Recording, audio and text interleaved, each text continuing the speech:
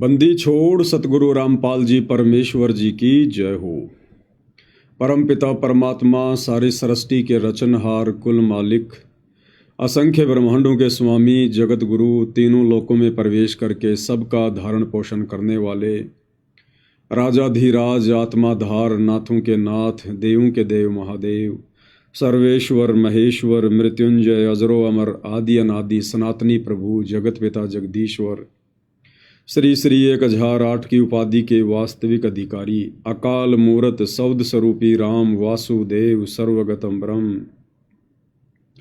परम पूज्य प्रथम पूज्य परम संत परम पुरुष परम धनी परम दयालु सत्य कबीर हक्का कबीर अल्लाहु कबीर अल्लाहु अकबर बाखबर अल्लाह ताला जगत के तारणहार जगत के मुक्तिदाता जगत के जगन्नाथ हारे के सहारे हिंदुओं के राम मुसलमानों के अल्लाह सिखों के वाहिगुरु ईसाइयों के मसीह दया के सागर दयानिधि करुणा के सागर करुणानिधि स्वयंभू परिभू संकट मोचन कष्ट हरण मंगल करण दुख भंजन अविगत कबीर निर्विकार निर्विषम परमात्मा अलय अलेख सतगुरु आदि अनादि सतगुरु असली मर्यादा पुरुषोत्तम असली राम असली कृष्ण असली घनश्याम असली मुरारी राजाओं के राजा महाराजाओं के महाराजा शहंशाहों के शहंशाह सम्राटों के सम्राट भगवानों के भगवान अल्लाहों के अल्लाह प्रभुओं के प्रभु मसीहाओं के मसीह सच्चे वाहिगुरु बाबाओं के बाबा पीरों के पीर सेठों के सेठ जगत सेठ सावड़सा सेठ सर्वगुण संपन्न अनंत कोटि कलाओं के स्वामी अनंत कोटि ब्रह्मांडों के नायक योगियों में महायोगी ध्यानियों में महाध्यानी सिद्धों में परम सिद्ध ज्ञानियों में तत्वज्ञानी ब्रह्म ज्ञानी महाज्ञानी परम ज्ञानी सर्वश्रेष्ठ ज्ञानी विज्ञानी युवा कबीर समर्थ कबीर असमवात अमित ओजा सच्चे रहनुमा करीम अल्लाह शुभान अल्लाह दुनिया के अंतिम पैगंबर 8 सितंबर 1951 से गांव धनाना जिला सोनीपत हरियाणा भारतवर्ष की पावन भूमि पे प्रकट रियल कल्कि भगवान श्री नारायण साकार हरि श्री बाबा साहेब नूर अनंत परमात्मा सच्चे दरवेश सच्चे बाखबर संत श्रोमणी सतगुरु रामपाल जी परमेश्वर जी के चरण कमल में साध संगति से जुड़े हुए आप और हम सभी सत्सेवक भाई बहनों का अनंत कोटि दंडवत प्रणाम। सत्साई भाई और बहनों, बहुत बड़ी दया बहुत बड़ी मेहर पूज्य गुरुदेव भगवान की सतगुरु रामपाल जी परमेश्वर जी की, जिनके शुभ आशीर्वाद से विशेष आशीर्वाद से आप और हम सभी सत्सेवक भाई बहन साध संगति से जुड़कर ज्ञान को आधार बनाकर हर प्रकार से मर्यादाओं में रहते हुए संघर्ष करते हुए निरंतर अपनी आत्मा के कल्याण हेतु गुरुदेव के प्रत्येक वचन में रहते हुए भक्ति मार्ग पर आगे की ओर बढ़ रहे हैं। भाई और बहनों, पूज्य गुरुदेव भगवान की विशेष रजा के बिना विशेष आशीर्वाद के बिना इस कलयुग की बिचली पीढ़ी में इस भक्ति मार्ग पर शास्त्र अनुकूल शत भक्ति मार्ग पर जो कि कांटों की सेज है, बड़े बड़े ऋषि मुनि साधु संत महात्मा आचार्य शंकराचार्य इस मार्ग पर नहीं टिक पाए नहीं चल पाए। और इस घोर कलयुग में आप और हम जैसे दो कौड़ी के जीव निर्बाध रूप से बुलेट ट्रेन की तरह आगे बढ़ रहे हैं। तो ये इस बात का प्रतीक है, इस बात का सूचक है कि परमेश्वर रामपाल जी की आप और हम सभी सत्सेवक भाई बहनों के ऊपर असीम छप्पर फाड़ दया है। और इस रजा को हम सभी ने इसी प्रकार से निरंतर बना के रखना है। भाई और बहनों, परमेश्वर रामपाल जी ने अपने भक्तों को केवल 2 ही कार्य बताए हैं। पहला कार्य है कि मर्यादा में रहकर इस भक्ति को सफल करना, और दूसरा जितना हो सके इस ज्ञान का प्रचार करना, यानी महिमा करना। सतगुरु की महिमा करना सबसे बड़े प्रचार में आता है, सबसे बड़े प्रचार में। और ये दोनों कार्य गुरुदेव भगवान हम सभी सत्सेवकों से पिछले 8 वर्षों से करवा रहे हैं। तो ये भी एक विशेष संकेत है कि गुरुदेव भगवान की हम सभी के ऊपर विशेष रजा है। भाई और बहनों, इन दिनों सोशल मीडिया पर जो अखबार की कटिंग आ रही हैं सतगुरुदेव भगवान के विषय में कि कोर्ट ने उनकी जमानत का रास्ता साफ कर दिया है, अब सतगुरु रामपाल जी जमानत पर बाहर आ सकते हैं। तो भाइयों और बहनों,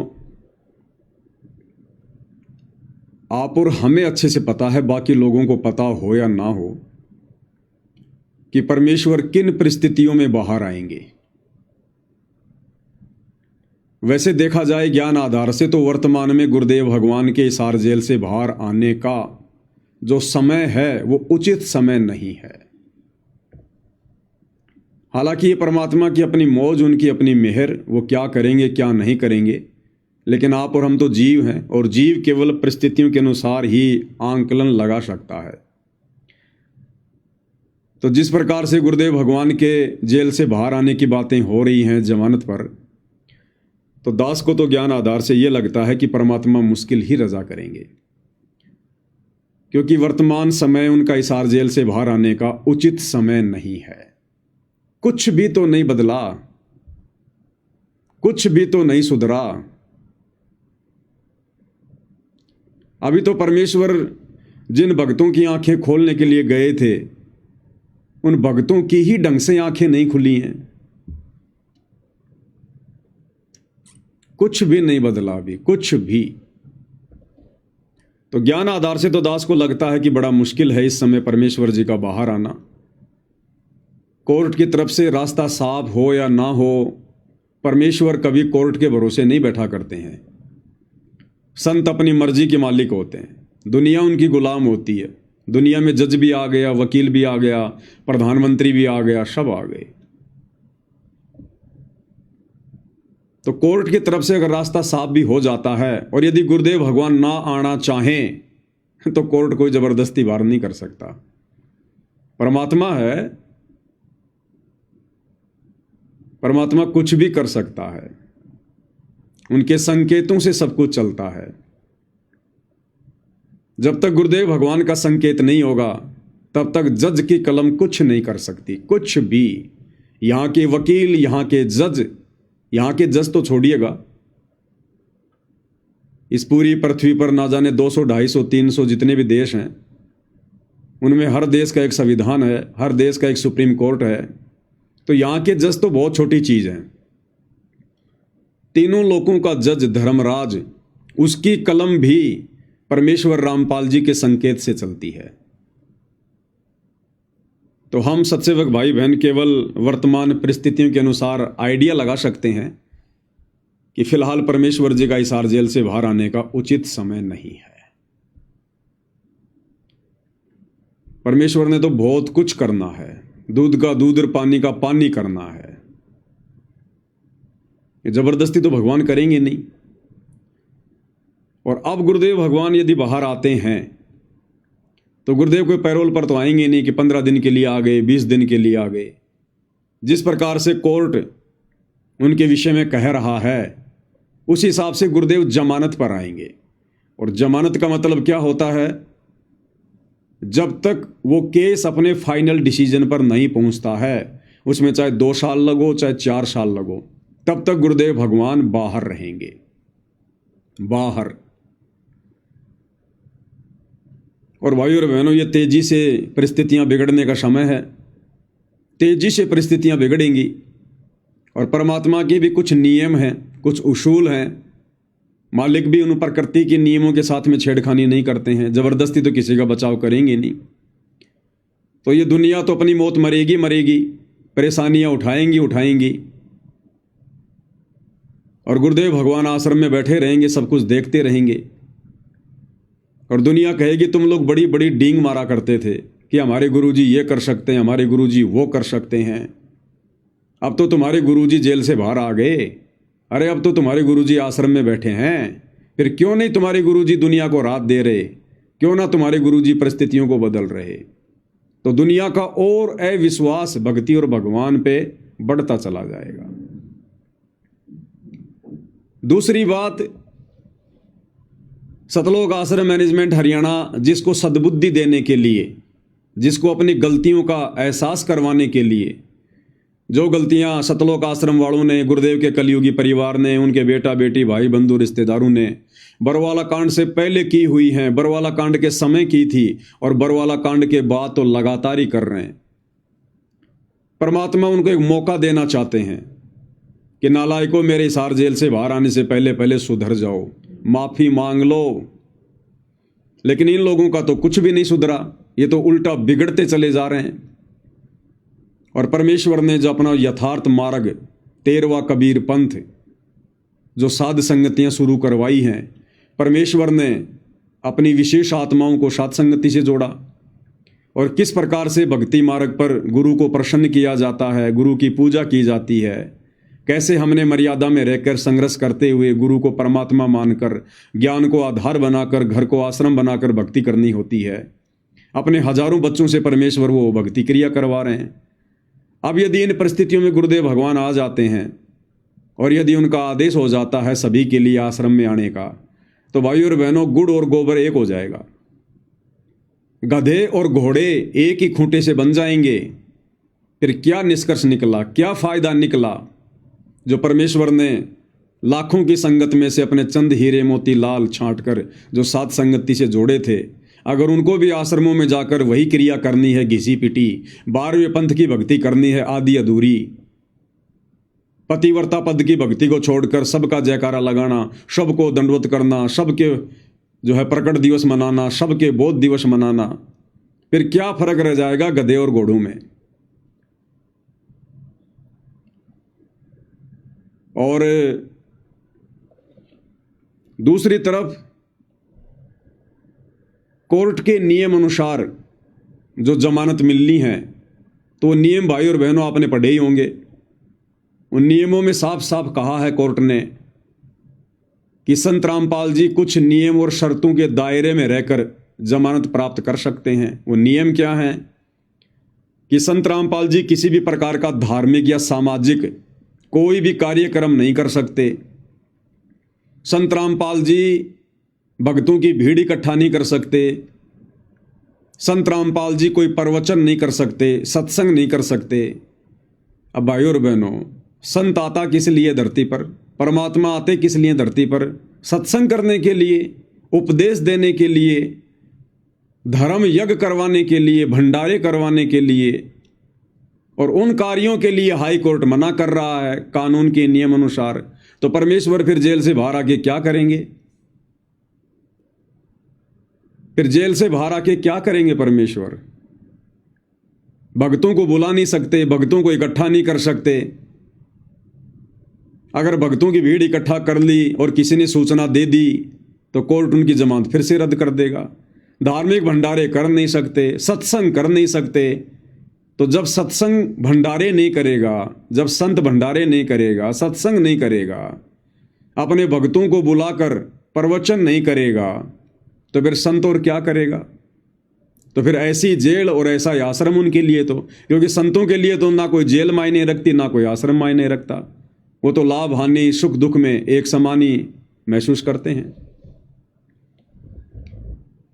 तो भाई और बहनों, इन वर्तमान सभी परिस्थितियों को मद्देनजर रखते हुए दास को तो यही समझ में आ रहा है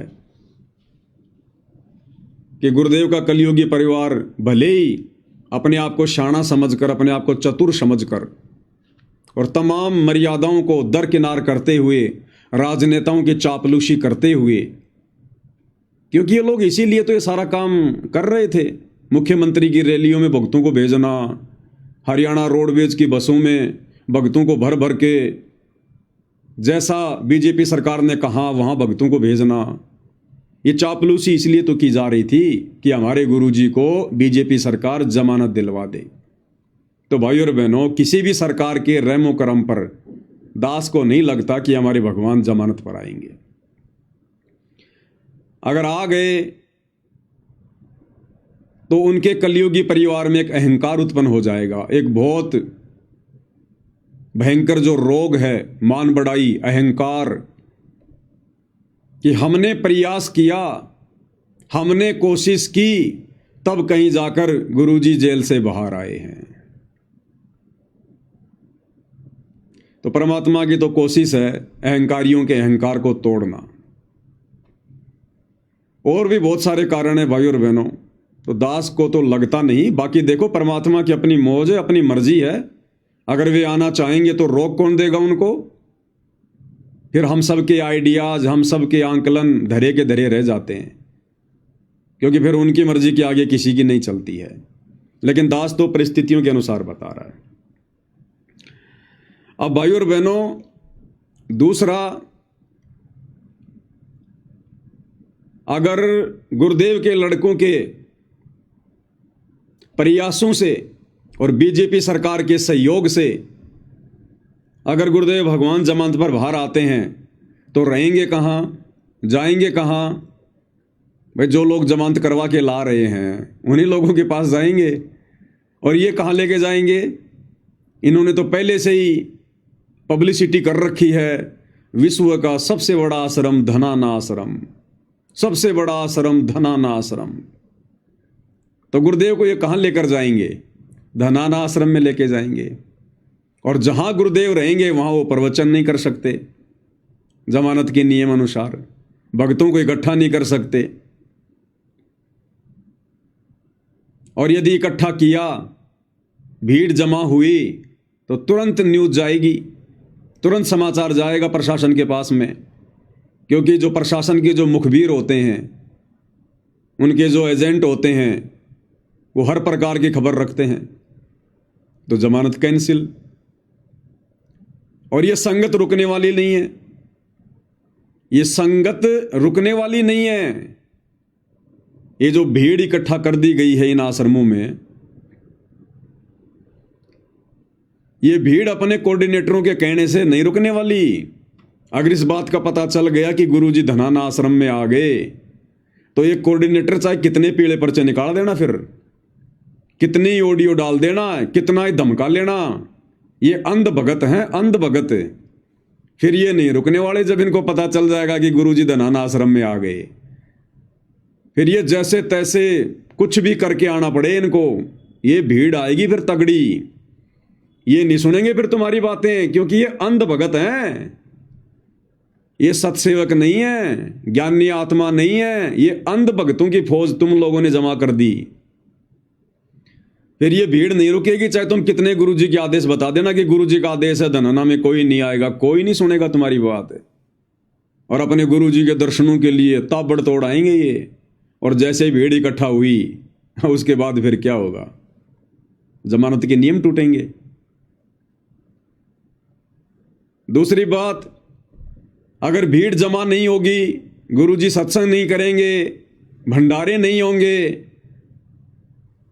तो भगत क्या करेंगे? फिर भगत क्या करेंगे? जिस आश्रम में गुरुजी रहेंगे वहां तो संगत जाएगी नहीं, वहां तो संगत को बुलाया नहीं जाएगा डर के मारे। बाकी आश्रमों में संगत बैठी बैठी क्या करेगी? संगत का दिमाग तो रहेगा धनाना आश्रम में या जहां भी गुरुदेव भगवान रहेंगे वहां पर, और शरीर रूप में बैठे रहेंगे उन दूसरे आश्रमों में। तो भाई और बहनों, पूरा सिस्टम ही खराब हो जाएगा, पूरा सिस्टम। तो दास को तो छोटी बुद्धि से यही लग रहा है कि प्रशासन चाहे कुछ भी छूट दे दे, कुछ भी राहत दे दे, कुछ भी कर दे अपनी तरफ से, जो कानून के नियम है, समय आने पर कानून तो अपना कार्य करता ही है। और बाकी ज्ञान आधार से थोड़ा सा दास को अभी लग नहीं रहा कि परमेश्वर आ सकते हैं। बाकी उनकी मौज, उनकी मर्जी भाई और बहनों। परमात्मा तो ना जाने फिर एक पल में क्या से क्या कर दें। समर्थ है धरती पर, प्रशासन को पता भी नहीं चले और भंडारे भी होते रहे, भीड़ भी आती रहे, क्योंकि है तो भगवान वही धरती पर जो 650 साल पहले था। तो काशी के भंडारे में सेवादार जमीन से 1 फुट ऊपर चल रहे थे, लेकिन किसी का ध्यान नहीं गया। सतलोक से पानी की धारा आ रही थी, किसी का ध्यान नहीं गया। तो है तो वही कबीर भगवान धरती पर। चाहे लाखों की भीड़ आ जाओ गुरुदेव भगवान के पास में, परमात्मा अगर नहीं चाहेंगे तो किसी को पता नहीं चलेगा। प्रशासन को तो 10-50 भगत ही दिखाई देंगे और वहां पर मेला लगा होगा। ये तो समर्थ की अपनी मौज है भाई और बहनों, इसके विषय में तो हम कुछ कह नहीं सकते। लेकिन वर्तमान परिस्थितियों को देखते हुए, क्योंकि परमेश्वर अपने भक्तों की छटनी करने के लिए गए थे जेल में, किसी प्रशासन के दबाव में नहीं गए। वो तो एक कारण बनता है, एक कारण बनता है। बाकी रियलिटी तो आप और हमें पता है। और छटनी अभी हुई नहीं भाई और बहनों, छटनी अभी हुई नहीं। भक्तों की सोच में बदलाव अभी आया नहीं। जितना मूर्ख गुरुदेव भगवान छोड़कर गए थे उससे भी 4 कदम आगे मूर्खता की हद पार करके बैठे हैं, हद पार करके।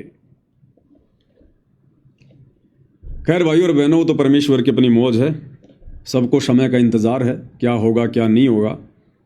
लेकिन इन सभी बातों के बीच में हम सब भगत भाई बहनों ने अपने परमेश्वर की महिमा करना नहीं भूलना है। ये तो चलता रहेगा भाई और बहनों, 21 ब्रह्मांड का रूल ही ऐसा है, ये प्रक्रियाएं ऐसी हैं, ये चलती रहेंगी, कोई बड़ी बात नहीं है। हमने तो अपने गुरुदेव भगवान की उसी प्रकार से महिमा करते रहना है जिस प्रकार से हम पिछले 8-10 वर्षों से करते रहे हैं। और हम भगत भाई बहनों ने क्या करना है क्या नहीं करना है वो आप लोगों को वीडियो के माध्यम से समझा दिया गया है। अंत में हमने इस ज्ञान मार्ग पर ज्ञान को आधार बनाकर ही भक्ति मार्ग पर आगे बढ़ना होगा। तो परमेश्वर की महिमा में आज हम आगे बढ़ते हैं। और जैसा कि बार बार आप भाई बहनों को बताया जाता है, और ये बार बार बताना बहुत ही जरूरी है भाई और बहनों, क्योंकि युगों युगों से हम जो गलती करते आ रहे हैं हम फिर से उस गलती को ना दोहरा दें, फिर से हम अपने जन्म ना बढ़ा लें, अपने परमेश्वर को दुखी ना कर दें। उसके लिए हमने बारंबार उन पिछली गलतियों को दोहराना शिक्षात्मक रूप से बहुत जरूरी है।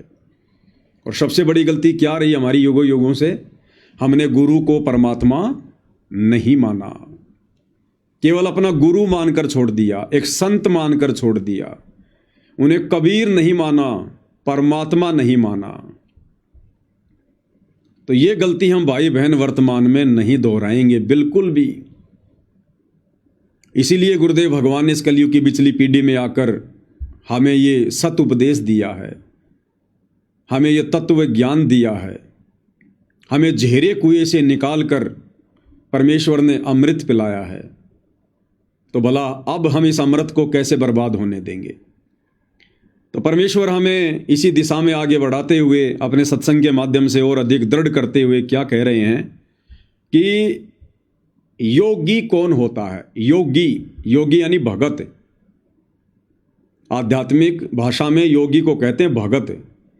और हमने सोच लिया कि योगी वो होता है जो योग क्रिया करता है, जैसे बाबा रामदेव करता है, कभी पेट को हिला देता है, कभी ऊपर को पैर कर लेता है।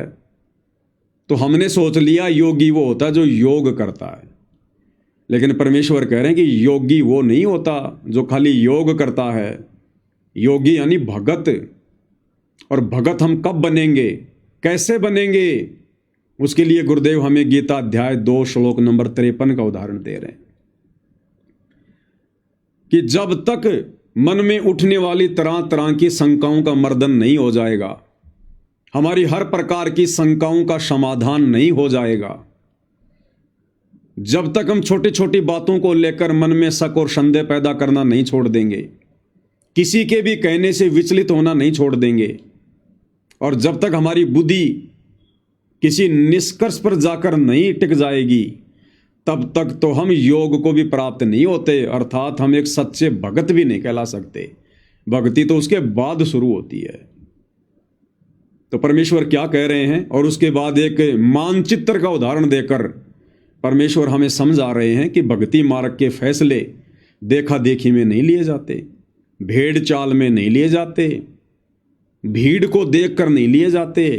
भक्ति मार्ग के फैसले ये प्रमाण देखकर, सबूत देखकर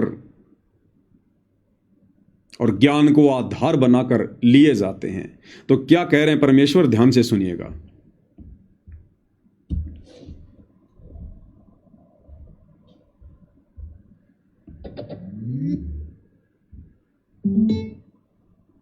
जो वेद बताते हैं वही हमारे वो महापुरुष बताते हैं जिनको भगवान मिले। तो इस ज्ञान को सुनने के बाद फिर आप संशय रहित हो जाओगे। और श्रीमद् भगवत गीता अध्याय नंबर 2 के श्लोक नंबर 53 में यही कहा कि अर्जुन, जिस समय तेरी बुद्धि नाना प्रकार के भ्रमित करने वाले ज्ञान वचनों से हटकर एक परमात्म ज्ञान पर, तत्व ज्ञान पर आश्रित हो जाएगी, यानी फाइनल हो जाएगी, तब तो तू योग को प्राप्त होगा। योग प्राप्त होना यानी योगी बनेगा। योगी माने भगत बनेगा। योगी ये नहीं होता जो पेट का पानी हिला दे, ऊपर न पैर कर लिए नीचे न कर लिए, ये तो एक शारीरिक एक्सरसाइज है। योग का अर्थ है भक्त, परमात्मा से मिलने की प्रयत्न करने वाला, नहीं परमात्मा से योग करने वाला, मेल करने के लिए जो प्रयत्नशील है उसको योगी कहते हैं, भक्त कहते हैं। तब तक तू भगत बनेगा। और भगत भी तभी बनोगे जब आप कभी निसंशय होकर लग जाओगे। फिर तो कोई आ जाओ आपके सामने, आप ज्ञान में उससे विचलित नहीं हो सकते, वो चाहे मानो चाहे ना मानो वो बात। अभी तक भाई और बहनों, संगत में यदि असल में कोई योगी बना है, कोई योग को प्राप्त हुआ है, यदि परमात्मा से मेल करने की दिशा में कोई आगे बढ़ रहा है, केवल सत्सेवक भाई बहन है जो किसी भी बात को लेकर भ्रमित नहीं होते, संशय वाली स्थिति में नहीं होते। हमारा जो मत है हमेशा वो क्लियर रहता है, साफ सुथरा रहता है कि हमने क्या करना है, कैसे करना है।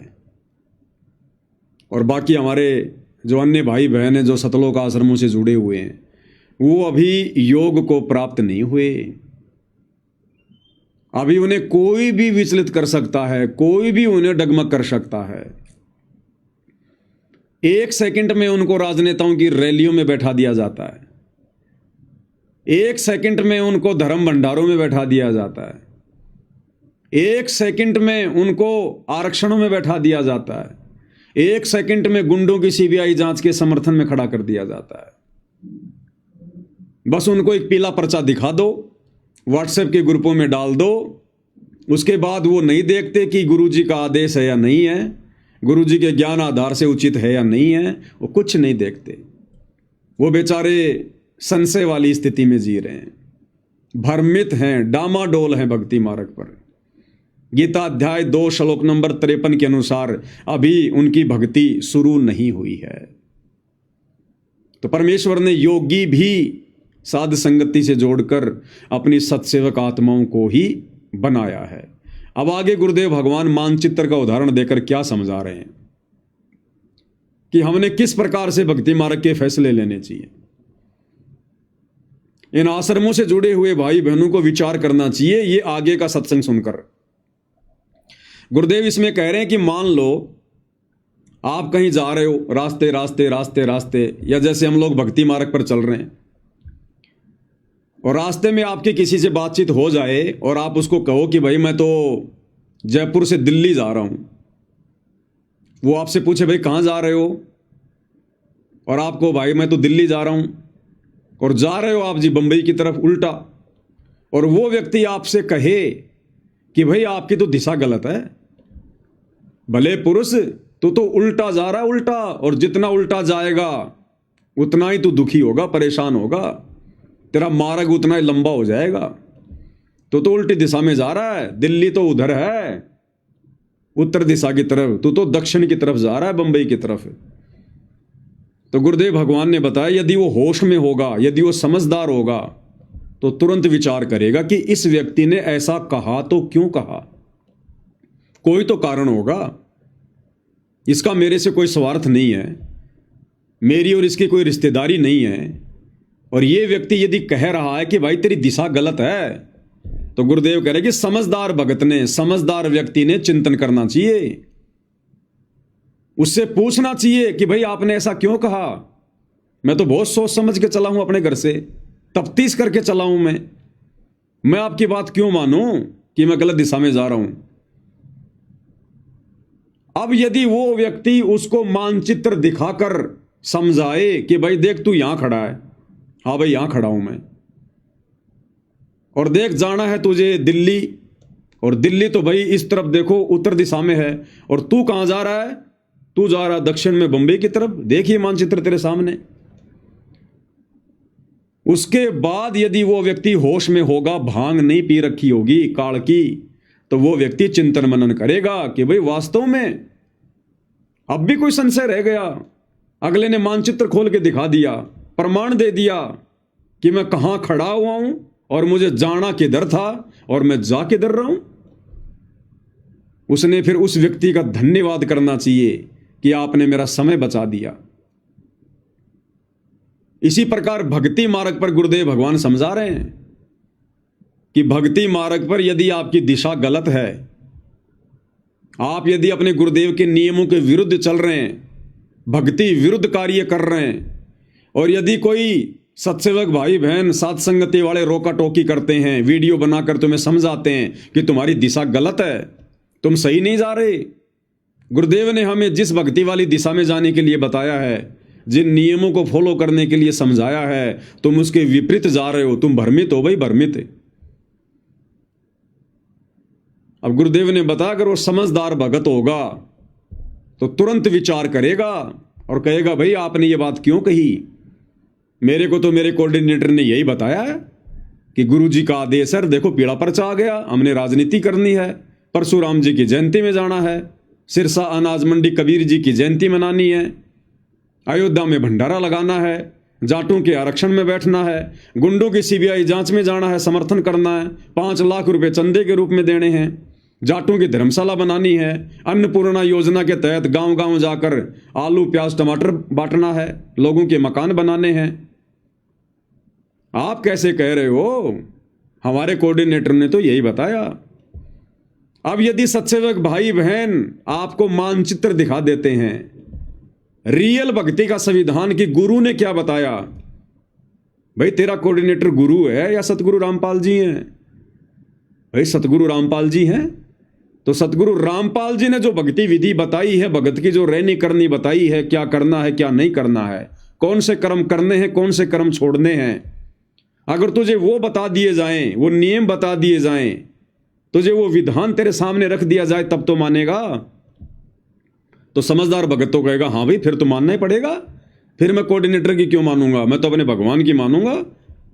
तो गुरुदेव भगवान का संविधान है, उनके सत्संग, उनके द्वारा लिखी गई पुस्तकें,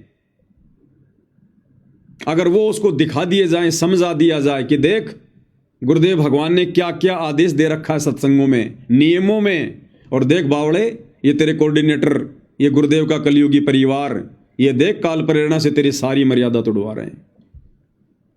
अगर भगवान राजनीति करवाएगा अपने भक्तों से तो भक्ति क्या फिर आसाराम बापू करवाएगा। तो फिर उस भगत ने विचार करना चाहिए कि बात तो सही है भाई, अरे मैं जुड़ा भक्ति मार्ग पर अपने आत्म कल्याण के लिए, मोक्ष के लिए, और मोक्ष होगा सतगुरु के भक्ति विधान पर चलने से, उनकी मर्यादाओं में रहने से, और मैं मर्यादाओं को तोड़कर आगे बढ़ रहा हूं और सोच रहा हूं मैं सतलोक जाऊंगा, ये तो कभी नहीं हो सकता। तो गुरुदेव ने बताया कि जो रियल में जो भगत बीज होगा, अच्छी आत्मा होगी, वो तो विचार करेगी, और जो मूर्ख होगा ना, मूर्ख अज्ञानी प्राणी होगा, जिसके संस्कार कमजोर होंगे, उसको यदि कोई सच्ची बात बताई जाएगी तो वो लड़ेगा, झगड़ेगा कि तेरे को क्या लेना देना है, मैं ठीक जा रहा हूं, तू अपना काम कर, आया बड़ा ज्ञानी ज्ञान देने के लिए। तो वो तो फिर मूर्ख आदमी है। फिर तो परमात्मा कहते हैं गधे की आंख में अगर आप घी डालना चाहोगे तो वो यही समझेगा कि एक मेरी आंख फोड़ना चाह रहा है। तो परमेश्वर हमें किस प्रकार से अपने सत्संगों में आदेशित करते हैं, निर्देशित करते हैं।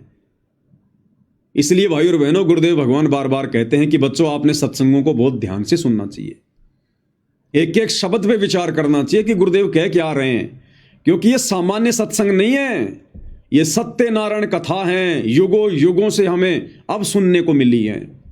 सत्यनारायण कथा, सत्यनारायण हमारे गुरुदेव भगवान है, विष्णु जी नहीं है। ये त्रिलोकी विष्णु सत्यनारायण नहीं है, सत्यनारायण यानी सच्चा परमात्मा, अविनाशी परमात्मा। और सत्यनारायण कथा ये विष्णु जी की कथा नहीं है। सतगुरु रामपाल जी परमेश्वर हमें जो सत्संग सुना रहे हैं, ये है सत्यनारायण कथा, और ये बैठे हमारे सामने सच्चे सत्यनारायण भगवान। तो समझदार आत्मा तो फिर विचार करेगी। तो किस प्रकार से गुरुदेव हमें आदेशित कर रहे हैं, सुनिएगा। तो ये ज्ञान ऐसा है, आपको उस स्थिति में ला देगा कि आप डगमग नहीं हो सकते। इसके अतिरिक्त विश्व में आपको ज्ञान और भगवान दिखाई नहीं देगा, स्वप्न में भी। और तभी आप दृढ़ होगे। जब हम किसी मार्ग पर चल रहे हैं और आगे जाकर सैकड़ों रास्ते बन जाते हैं, आपके पास मैप है और आपको खूब पढ़ा रखा है, समझा रखा है कि मैप अपना रास्ता ये रहेगा, इसके बाद बहुत से रास्ते हैं वो अलग हैं, उनमें नहीं जाना। तो फिर आप कैसे मिसगाइड हो जाओगे? तो ये जो ज्ञान आपको दिया जा रहा है, सतलोक जाने का एक मैप आपके सामने रखा जा रहा है, और इस मार्ग पर आप विचलित होगे तो पता नहीं कहां जाकर रुकोगे फिर। अब तक हमारे साथ ऐसा ही बनता रहा, हम भक्ति मार्ग पर चले, रास्ते में किसी ने विचलित कर दिए, हम दिशा बदल गए और हजारों कोस दूर चले गए यथास्थान से, और फिर हम यही के यही रह गए। तब तक सवेरा हो गया, सवेरा माने मृत्यु होगी। तो अब हमने दृढ़ रहना है, इस ज्ञान को आधार बनाकर इस भक्ति रूपी सफर पर अपन चलना है। तो गुरुदेव कह रहे अब हमने दृढ़ रहना है इस भक्ति मार्ग पर, ज्ञान को आधार बनाकर। अब हमने किसी के कहने से डगमग नहीं होना, चाहे गुरुजी का लड़का हो, चाहे गुरुजी की लड़की हो, चाहे गुरुजी का भाई हो, चाहे कोई कोऑर्डिनेटर हो, कोई जी भी हो इस भक्ति मार्ग पर, अगर सत्संग हमारे समझ में आ गए, ज्ञान हमारे समझ में आ गया, मानचित्र अच्छे से भक्ति वाला समझ में आ गया, तो फिर हमें कोई विचलित नहीं कर सकता, डगमग नहीं कर सकता। हम उससे 50 सवाल पूछ लेंगे, 50, कि भैया ये राजनेताओं की रैलियों में भेजने का आदेश गुरुजी ने तुम्हें कब दिया? कब दिया गुरुदेव ने आदेश? कौन से सत्संग में कहा गुरुदेव ने? राजनीति तो गुरुजी के समय भी होती थी। गुरुजी ने तो कभी भी अपने भक्तों को मोदी की रैली में या मुख्यमंत्री की रैलियों में नहीं भेजा, परशुराम की जयंती में नहीं भेजा। गुरुजी आन उपासना छुड़वाते हैं या फिर आन उपासना करवाते हैं? गुरुजी ने तो कभी नहीं कहा कि तुम किसी गुंडे की सीबीआई जांच का समर्थन करो, गैंगस्टर की सीबीआई जांच का। गुरुजी ने तो कभी नहीं कहा कि तुम जगत वालों को जो मतलब चंदा दो। तो तुम लोग क्या करवा रहे हो हमारे से, और नाम तुम गुरुजी का ले रहे हो? तो गुरुजी ने कब कहा, कब आदेश दिया, कौन से सत्संग में दिया? जरा वो सत्संग तो दिखाओ, उस पुस्तक में तो लिखा हुआ दिखाओ। तो भाई हम तुम्हारी बात क्यों माने? हम तो गुरु की बात मानेंगे, तब हमारा मोक्ष होगा। लेकिन इतना बुद्धि विवेक तो भाई और बहनों वर्तमान में इस काल ने संगत में छोड़ा ही नहीं। इतने सवाल जवाब करने की हिम्मत काल ने छोड़ी नहीं। भक्तों के घुटनों का पानी निकल चुका है। देखा देखी भेड़ चाल, तो बताओ फिर कैसे सफलता प्राप्त करेंगे? अरे हमने निष्कर्ष निकालना चाहिए, क्योंकि ये परीक्षा का समय चल रहा है। हमने हर प्रकार से एक एक कदम फूक फूक के रखना चाहिए, मंथन करना चाहिए। वैसे भी आम समाज में एक समझदार व्यक्ति होता है ना, और उसको यदि कोई बात पूछी जाती है वो भी तुरंत जवाब नहीं देता। समझदार व्यक्ति क्या करेगा? ठीक है भाई, थोड़ा सा मेरे को समय दो, 1-2 दिन का, सोच समझ के फिर मैं बताऊंगा। जगत वाले भी इतना बुद्धि विवेक से चलते हैं, और हम भगत होकर हमें आश्रम में बुला लिया गया कि गुरुजी के दर्शन होंगे, गुरुजी लाइव दर्शन देंगे, आ जाओ आ जाओ आ जाओ, दौड़ लियो भगत। चलो वो तो ठीक है भाई, गुरुजी दर्शन दे रहे हैं, बहुत अच्छी बात है, दौड़ लिए, आ गए आश्रम में।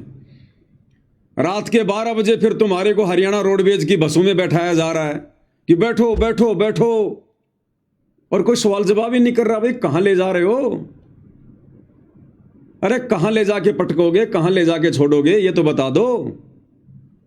नहीं नहीं नहीं, चलो चलो बाद में बताएंगे, गुरुजी का आदेश है, गुरुजी का आदेश है, सेवा सेवा सेवा। अरे भाई कौन सी सेवा, कैसी सेवा? आश्रम के बाहर कौन सी सेवा आ गई?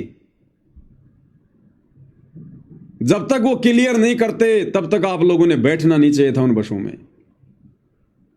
लेकिन भेड़ चाल है भाई और बहनों। भेड़ों को यदि कोई ट्रक में डालता तो भेड़ें सवाल जवाब नहीं करती हैं, वो तो एक दूसरे के ऊपर सेट हो जाती हैं। अब भाई और बहनों, ज्ञान आधार से यदि हम निष्कर्ष निकालें तो निष्कर्ष भी गुरुदेव के सत्संगों को आधार बनाकर ही निकाला जाएगा, दूसरा कोई तरीका नहीं है, क्योंकि ये ज्ञान मार्ग है। अब गुरुदेव भगवान हमें क्या बता रहे हैं, निष्कर्ष कैसे निकलता है, सत्संगों को कैसे आधार बनाया जाता है। अब ये सत्संग है पूज्य गुरुदेव भगवान का। अब गुरुदेव भगवान हमें गीता जी के कुछ श्लोक पढ़ा रहे हैं। अब मात्र ये श्लोक नहीं है, गुरुदेव केवल हमारे को श्लोक ही नहीं समझा रहे, बैकग्राउंड में ना जाने कितनी शिक्षाएं हैं। इस पॉइंट को आधार बनाकर जो गुरुदेव समझा रहे हैं हम कहां अपना बचाव कर सकते हैं। इसमें गुरुदेव भगवान हमें गीता अध्याय 8 श्लोक नंबर 17 का हवाला दे रहे हैं, गीता जी को दिखाकर। और इसमें गीता ज्ञानदाता कह रहा है कि मुझे प्राप्त होकर फिर कभी प्राणी का जन्म और मरण नहीं होता। कौन कह रहा है? ब्रह्म गीता ज्ञानदाता काल, कि अर्जुन मुझे प्राप्त होकर, यानी मुझ ब्रह्म को प्राप्त होकर, जो मैं ब्रह्म लोक में रहता हूं, मेरा ओम नाम है, मुझको प्राप्त होकर ये प्राणी फिर कभी जन्म और मरण में नहीं आता। गीता अध्याय 8 श्लोक नंबर 17। अब गुरुदेव भगवान क्या कह रहे हैं कि बच्चों, इन गीता अनुवादकों को गीता जी का अनुवाद करना नहीं आया, और जहां जहां इस काल ने बकवाद करी है, इन लोगों को ना तो समझ में आई, फिर दूसरों को यह समझा कैसे सकते थे। अगर इस ब्रह्म की इस बात को हम सत्य मान लें, गीता अध्याय 8 श्लोक नंबर 17 को, कि अर्जुन मुझको प्राप्त होने के बाद, अब ब्रह्म को कैसे प्राप्त होंगे? जब विधि विधान अनुसार इसकी ओम नाम की साधना करेंगे और जो मर्यादा है वो मर्यादा में रहेंगे, तो इसके ब्रह्मलोक में जाएंगे। ब्रह्मलोक में ये काल रहता है, तो हम इसको ब्रह्म को प्राप्त हो जाएंगे। तो अगर गीता अध्याय 8 श्लोक 17 के अनुसार अगर इस काल की इस बात को हम सत्य माने कि मुझको प्राप्त होने के बाद में ये प्राणी कभी जन्म मरण में नहीं आता, तो फिर गुरुदेव भगवान कह रहे हैं फिर तो भैया वो गीता का अध्याय 4 श्लोक 5 और 9, 12 का 2, 10 का 2, फिर तो वो 4 श्लोक फेल हो जाएंगे। अगर 8 के 17 को सही मान के चलें कि ब्रह्म प्राप्ति के बाद में जन्म और मरण नहीं होता, तो फिर गीता अध्याय 4 श्लोक 5, गीता अध्याय 4 श्लोक 9, गीता अध्याय 10 श्लोक 2, गीता अध्याय 12 श्लोक 2, गीता अध्याय 2 श्लोक नंबर 17 कि अविनाशी तो उसको जान जिसको मारने में कोई सक्षम नहीं। और बाकी श्लोकों में क्या लिखा हुआ है कि अर्जुन तेरे और मेरे भी बहुत जन्म हो चुके हैं, तू नहीं जानता मैं जानता हूं, मेरे जन्म और मरण अलौकिक हैं। अगर 8 के 17 को सही मान लें कि ब्रह्म की भक्ति करने से जन्म और मरण समाप्त हो जाता है, जीव कभी मृत्यु में नहीं आता, दोबारा जन्म नहीं होता, तो फिर बाकी श्लोक पहले वाले वो गलत साबित हो जाएंगे। तो इसी प्रकार भाई और बहनों, पहले आप ये सुनिएगा, फिर आगे भक्ति मार्ग में हम इसका विश्लेषण करेंगे।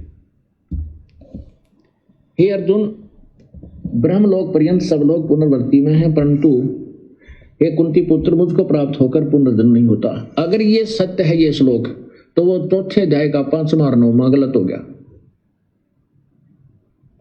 और 15वें अध्याय का 16वां और 17वां भी गलत हो गया, और फिर 18वें अध्याय का 62वां, 15वें अध्याय का 4, 1 से लेकर 4, वो सारे श्लोक गलत सिद्ध हो जाते हैं। नहीं, ये समझन का अंतर है। यहाँ वो क्या कहना चाहता है कि जो इस मेरे प्रोसीजर को नहीं होते और वो मुझे प्राप्त हो जाते हैं, तो मेरे प्राप्त होने वाले को भी जन्म मृत्यु में रहना ही पड़ता, जो ये बात नहीं जानते।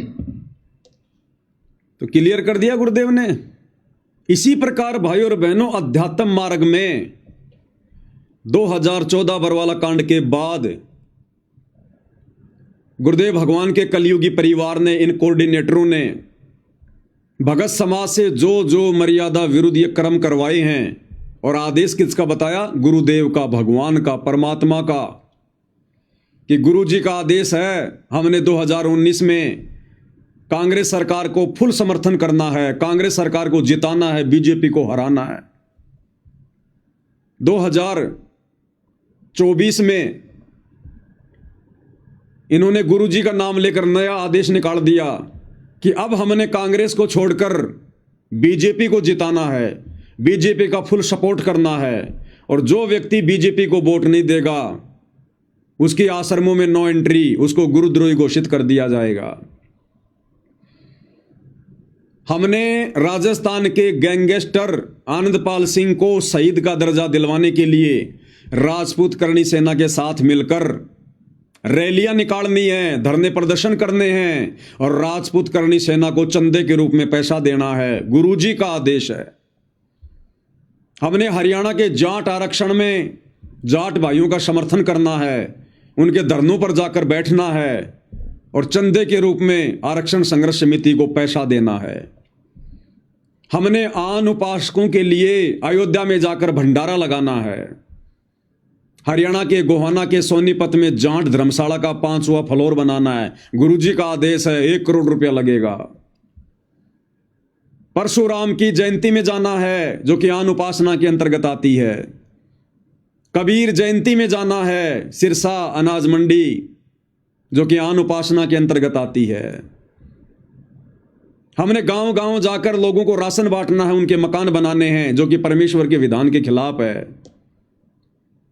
अगर 2014 बरवाला कांड के बाद गुरुदेव के कलयुगी परिवार के द्वारा यानी कोऑर्डिनेटरों के द्वारा गुरुदेव भगवान का आदेश बताकर पीले पर्चे निकालकर जिस प्रकार से संगत से मर्यादाएं तुड़वाई गई हैं, ये आदेश संगत को बताए गए हैं। यदि भाइयों और बहनों हम इन तमाम आदेशों को यदि गुरुदेव भगवान का आदेश माने तो भाइयों और बहनों फिर 2014 बरवाला कांड से पहले गुरुदेव भगवान ने हमें जितना भी ज्ञान दिया, जितना भी भक्ति विधान बताया, जितने भी नियम बताए, फिर भाइयों और बहनों सारे गलत सिद्ध हो जाते हैं, गलत साबित हो जाते हैं। अगर गुरुदेव के परिवार के द्वारा बताए गए भक्ति विरुद्ध बातों को गुरुजी का आदेश माना जाए तो 2014 बरवाला कांड से पहले गुरुदेव ने दिन रात एक कर दिए हमें भक्ति विधान समझाने के लिए, सत्संग करने के लिए। फिर वो सारे सत्संग फेल हो जाते हैं भाई, क्योंकि गुरुजी का भक्ति विधान कहता है कि बच्चों हमने गेम नहीं खेलना, गेम खेलने में किसी का सहयोग भी नहीं करना हमने। और गुरुदेव के परिवार ने धनाना गांव में बैडमिंटन का स्टेडियम बना दिया। तो किसका विधान सही, किसका विधान गलत? फिर तो गुरुदेव भगवान दोगले हो गए। 2014 से पहले तो वो क्या बताया करते थे, और इन लोगों के अनुसार फिर 2014 के बाद जेल में जाकर वो क्या आदेश दे रहे हैं। हरियाणा के जाट आरक्षण में भक्तों को जाकर बैठा दिया कि गुरुजी का आदेश, जबकि 2014 बरवाला कांड से पहले गुरुजी ने क्या बताया, एक बार गुरुदेव के मुख कमल से सुन लेते हैं। गुरुदेव भगवान कहते हैं, दुनिया से ती दोस्ती पड़े भजन में भंग, एकाएकी राम से या साधु के संग। कबीरा दुनिया से ती दोस्ती ओए भजन में भंगे, एकाएकी राम से है कै साधु के संगे। बिना सत्संगी के पास बैठने में भी आपको पाप लगेगा, आपका भजन भंग हो सकता है। तो इसलिए बताया, या तो अपने सत्संगी द्वारा जा बैठे या फिर अपना नाम पर लगा रहे। अगर आप किसी दूसरे के पास बैठोगे हुक्का पाड़ पे तो जान देने का लो पी लो न मेरे यार, तो उन्होंने कहेगा ना मन तो छोड़ दिया। क्यों क्या हो गया भाई, नाम ले लिया ओ तुरे सोचू खा कर बिल्ली नो गया आज करन चाली, यानी 36 ताने मारेगा। और फिर नो कहेगा भाई काल न तो दरवट्टी भी छुटवाओगे तेरी, यो आ रहा है सत्संग देखा। तो आपके मन में विक्षेप हो सकता है, 1 दिन में 2 दिन में 3 दिन में तो जरूर अपना रंग वो चढ़ा कर मानेगा। तो इस करके उड़ा बैठे ही नहीं उस दौरा, और अपना सत्साहिब कर उठ कर चलता बना। कोई प्रेमी दौरा बैठे, प्रेमी नहीं है तो अपनी कैसेट ला ले, कैसेट भी नहीं है तो अपना नाम सुमन लाग जा, खेत में चला जा, घूमे जा, भजन करें जा, अपना डोला पा हंडे जा, वैसे बैठ कर ले जा डेके में धूप में कोठड़े का आगे अपनी चारपाई ना कर। तो कहते हैं कबीरा रसरी पाँव में के सोवे सुख चैने, यो श्वास नंगारा कूच का तेरा बाज रहा दिन रहने। तो अगर बरवाला कांड के बाद में सतलोक आश्रम मैनेजमेंट हरियाणा के द्वारा गुरुजी का यह आदेश बताकर हमें हरियाणा के जाट आरक्षण में जाकर बैठने का, उनका समर्थन करने का, उनको चंदा देने का आदेश यदि हिसार जेल से था गुरुदेव का, तो भाई और बहनों फिर ये सत्संग फेल हो जाते हैं गुरुदेव भगवान के, फिर परमात्मा का सत्संग रूपी विधान फेल हो जाता है। 2014 बरवाला कांड के बाद इन लोगों ने गुरुदेव भगवान का आदेश बताकर कभी कांग्रेस का समर्थन करवा दिया, कभी बीजेपी का समर्थन करवा दिया। और गुरुदेव भगवान ने 2014 बरवाला कांड से पहले अपने प्रवचनों में राजनीति के विषय में क्या बताया कि भगत के लिए राजनीति कितनी खतरनाक है। एक बार गुरुदेव के मुख कमल से सुन लीजिएगा। इस दास के सामने भी आके एक आधा बोला जो ज्ञान को नहीं परिचित है, वो कहता जी मैं सरपंच का इलेक्शन लड़ लूं, सारा गांव को है तू उठ ले। अरे भले आदमी इंद्र की पदवी छोड़ के टिंडे ले लिए, ये पीपी इधर बैठेगा सरपंच की, उसमें के काट लेगा तू, अपना पीछा छुटा यहाँ तक क्यों करेगा, मिनिस्टर बनेगा तू। कहने का भाव ये अगर भक्ति करनी है तो ये बकवास त्यागनी होगी। अगर भक्ति करनी है तो ये राजनीति वाली बकवास त्यागनी पड़ेगी। ना राजनीति करनी, ना राजनीति में किसी का सहयोग करना। अगर गुरुदेव ने हमें शराब पीने से मना किया तो हम किसी को शराब पिलाने में सहयोग भी नहीं कर सकते। अगर गुरुदेव ने हमें मांस खाने से मना किया तो किसी को मांस खिलाने में और लाने में बनाने में सहयोग भी नहीं कर सकते। अगर गुरुदेव ने हमें बीड़ी सिगरेट पान मसाला खाने से मना किया है, हम किसी को लाकर भी नहीं दे सकते, माचिस भी नहीं दे सकते। इसी प्रकार यदि गुरुदेव ने हमें राजनीति करने से मना किया है तो फिर हमने राजनीति करने में किसी का सहयोग भी नहीं देना, किसी का समर्थन भी नहीं करना। फिर वो महापाप हो जाएगा, महापाप। तो बताओ भाई और बहनों, फिर किसका आदेश माने? और ये पीला पर्चा निकाल दिया गया 29/10/2020 को। सभी भक्तात्माओं से प्रार्थना है कि सतगुरुदेव जी का आदेश आया कि बीजेपी को वोट देना है। अगर बीजेपी को वोट नहीं डाले तो उनकी कोई माफी नहीं होगी, उनका नाम शुद्ध नहीं होगा। और गुरुजी कह रहे हैं अगर तुमने राजनीति कर ली, सहयोग कर दिया, तो नालायक को तुम्हारा नाम शुद्ध नहीं होगा।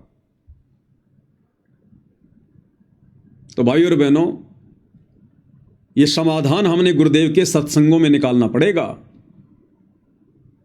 तो जिस प्रकार से इन ज्ञानहीन लोगों ने गीता जी को ना समझकर उसका उल्टा अनुवाद करके भगत समाज को उलझा दिया है, उसी प्रकार से इन कोऑर्डिनेटरों ने सतगुरु रामपाल जी परिवार के, सतगुरु रामपाल जी परमेश्वर जी के कलयुगी परिवार वालों ने इस ज्ञान का अज्ञान करके अपना मनमाना आचरण लागू करके इन्होंने भगत समाज को उलझा दिया है। काल प्रेरणा से धीरे धीरे ज्ञान का ज्ञान करने में लगे हुए हैं। इसलिए परमेश्वर ने हमें यह तत्व ज्ञान युक्त सत्संग दिए कि बच्चों ये सत्संग तुम्हारे लिए टॉर्च का काम करेंगे, टॉर्च का काम।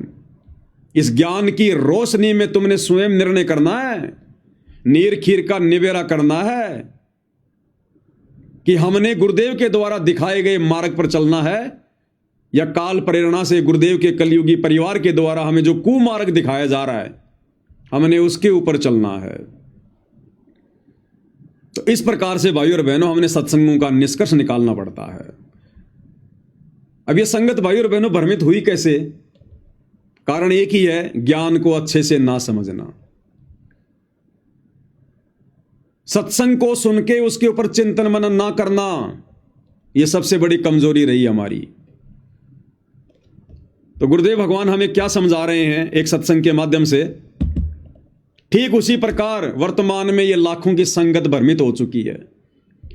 जिस प्रकार से श्री ब्रह्मा जी की उस क्रिया को देखकर उसके वंशज भ्रमित हो गए, ब्राह्मण भ्रमित हो गए, और फिर उन ब्राह्मणों को देखकर बाकी समाज भ्रमित हो गया। उसी प्रकार आज वर्तमान में गुरुदेव के कलयुगी परिवार को देखकर कोऑर्डिनेटर भ्रमित हो गए, और फिर इन कोऑर्डिनेटरों को देखकर बाकी संगत भ्रमित हो गई। अब गुरुदेव भगवान हमें क्या समझा रहे हैं इस सत्संग में? इस सत्संग में गुरुदेव भगवान हमें कह रहे हैं कि जब ब्रह्मा जी उत्पन्न हुआ कमल के फूल पर, उसके बाद समुद्र मंथन में ब्रह्मा जी को चारों वेद दिए गए। ब्रह्मा जी ने चारों वेदों को पढ़ा, और चारों वेदों को पढ़कर ब्रह्मा जी ने एक ओम मंत्र सेलेक्ट कर लिया। बिल्कुल सही था, क्योंकि वेदों के अनुसार ओम मंत्र ही सत्य है। वेदों में केवल काल तक की साधना का वर्णन है, ओम नाम ही है। अब इस ब्रह्मा जी ने ओम नाम तो ले लिया वेदों से, और उसके बाद इसको आकाशवाणी हुई काल की कि तप करो, तप करो, तपो तपो कर वाक्य सुनाया, लोक रचो बल मेरी माया। अब यहां ब्रह्मा जी फैल हो गया। यहां ब्रह्मा जी कंफ्यूज हो गया और ब्रह्मा जी ने उस आकाशवाणी को परमात्मा की आकाशवाणी समझकर तप भी करना शुरू कर दिया, जबकि परमात्मा का विधान तो वेदों में है।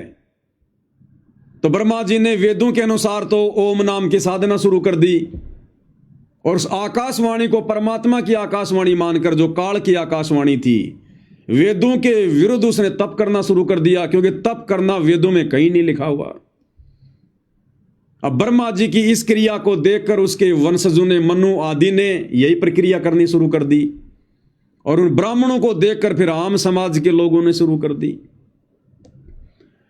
अब यही हालत वर्तमान में परमेश्वर रामपाल जी के सतलोक आश्रम से जुड़ी हुई संगत की हो गई। हम सभी भगत भाई बहनों ने शास्त्र अनुकूल शत भक्ति परमेश्वर रामपाल जी के सत्संगों से करनी शुरू कर दी। जिस प्रकार वेदों से ब्रह्मा जी ने ओम नाम लेकर शत भक्ति करना शुरू किया, तो शत भक्ति शास्त्र अनुकूल साधना तो हम भगत भाई बहनों ने गुरुदेव के सत्संग सुन सुन के उनसे उपदेश लेकर करनी शुरू कर दी। बिल्कुल ओके। अब गुरुदेव भगवान के जेल जाने के बाद में हिसार जेल से जो ऑडियो बताई गई, जो वीडियो बताए गए, जो लेटर निकाले गए या कोऑर्डिनेटरों के द्वारा जो पीले पर्चे निकाले गए, उस आकाशवाणी ने भगत समाज को भ्रमित कर दिया। जिस प्रकार ब्रह्मा जी को काल ने आकाशवाणी करके वेदों के विरुद्ध साधना शुरू करवा दी। एक तरफ तो ब्रह्मा जी वेदों के अनुसार सत्साधना कर रहा है और दूसरी तरफ उस आकाशवाणी के अनुसार मनमाना आचरण कर रहा है। तो इसी प्रकार बरवाला कांड के बाद में भगत समाज कंफ्यूज हो गया ब्रह्मा जी की तरह। एक तरफ तो सतगुरु रामपाल जी के द्वारा बताई गई सत्य साधना कर रहा है और दूसरी तरफ बरवाला कांड के बाद इन कोऑर्डिनेटरों के बहकाव में आकर, गुरुदेव के कलयुगी बेटा बेटी भाई बंधु रिश्तेदारों के बहकाव में आकर राजनीति भी शुरू कर दी, गुंडों की सीबीआई जांच शुरू कर दी, आन उपासना शुरू कर दी, मनमाना आचरण शुरू कर दिया, देखा देखी शुरू कर दी। ये इन्होंने मनमाना आचरण शुरू कर दिया। तो आज इस बेचारी नादान संगत की स्थिति ब्रह्मा जी की जैसी होगी, ब्रह्मा जी की जैसी। एक तरफ तो वेदों के अनुसार सत्साधना, एक तरफ तो गुरुदेव के सत्संगों के अनुसार सत्साधना, दूसरी तरफ काल की आकाशवाणी को परमात्मा की आकाशवाणी मान के मनमाना आचरण तप करना। तो दूसरी तरफ बरवाला कांड के बाद गुरुदेव के कलयुगी परिवार के पीले पर्चों के अनुसार नकली ऑडियो वीडियो जो एआई से बनाई जाती है उनके अनुसार राजनीति करना, गुंडों की सीबीआई जांच, स्टेडियम बनाना, आश्रम में हॉस्पिटल बनाना, दुनिया भर का आश्रम में पाखंड शुरू कर देना, आन उपासना करना, भंडारे लगाना, परशुराम की जयंती में जाना, ये शुरू कर दिया संगत ने। तो इस प्रकार से आज पूरी की पूरी संगत जो इन आश्रमों से जुड़ी हुई है, इनकी स्थिति श्री ब्रह्मा जी जैसी होगी, श्री ब्रह्मा जी जैसी, क्योंकि इन्होंने सत्संगों को आधार नहीं बनाया और हम सत्सेवक भाई बहनों ने सत्संगों को आधार बनाया। हमें ये श्लोक वगैरह सब याद थे, हमें गुरुदेव के आशीर्वाद से ये बातें ध्यान रही कि भैया ब्रह्मा जैसी गलती हम नहीं करेंगे कि एक तरफ तो सत्साधना भी कर रहे हैं और दूसरी तरफ मनमाना आचरण भी कर रहे हैं। तो ये परमेश्वर की हम सत्सेवकों पर एक विशेष मेहर, एक विशेष रजा रही परमात्मा की। अब भाई और बहनों, अगले सत्संग में गुरुदेव भगवान क्या कह रहे हैं? अगले सत्संग में गुरुदेव भगवान कह रहे हैं कि डॉक्टर तो मरीज को, यदि कोई शुगर का मरीज है तो डॉक्टर तो भैया उसको भूल कर भी चीनी खाने की सलाह नहीं देगा, मीठा खाने की सलाह नहीं देगा, चाहे वो कितना ही कुछ कहे। शुगर के मरीज को डॉक्टर कभी भी मीठा खाने की सलाह नहीं देगा, चाहे उसको अच्छा लगे चाहे उसको बुरा लगे। हां, कोई बाहर का व्यक्ति जो उसकी जान का दुश्मन है वो जरूर उसको शुगर दे देगा, चीनी दे देगा, मीठा दे देगा और बहुत अच्छी वस्तु बताकर देगा, तेरा रोग जल्दी कटेगा। एक बार सुन लीजिए गुरुदेव भगवान के मुख कमल से क्या कह रहे हैं परमात्मा।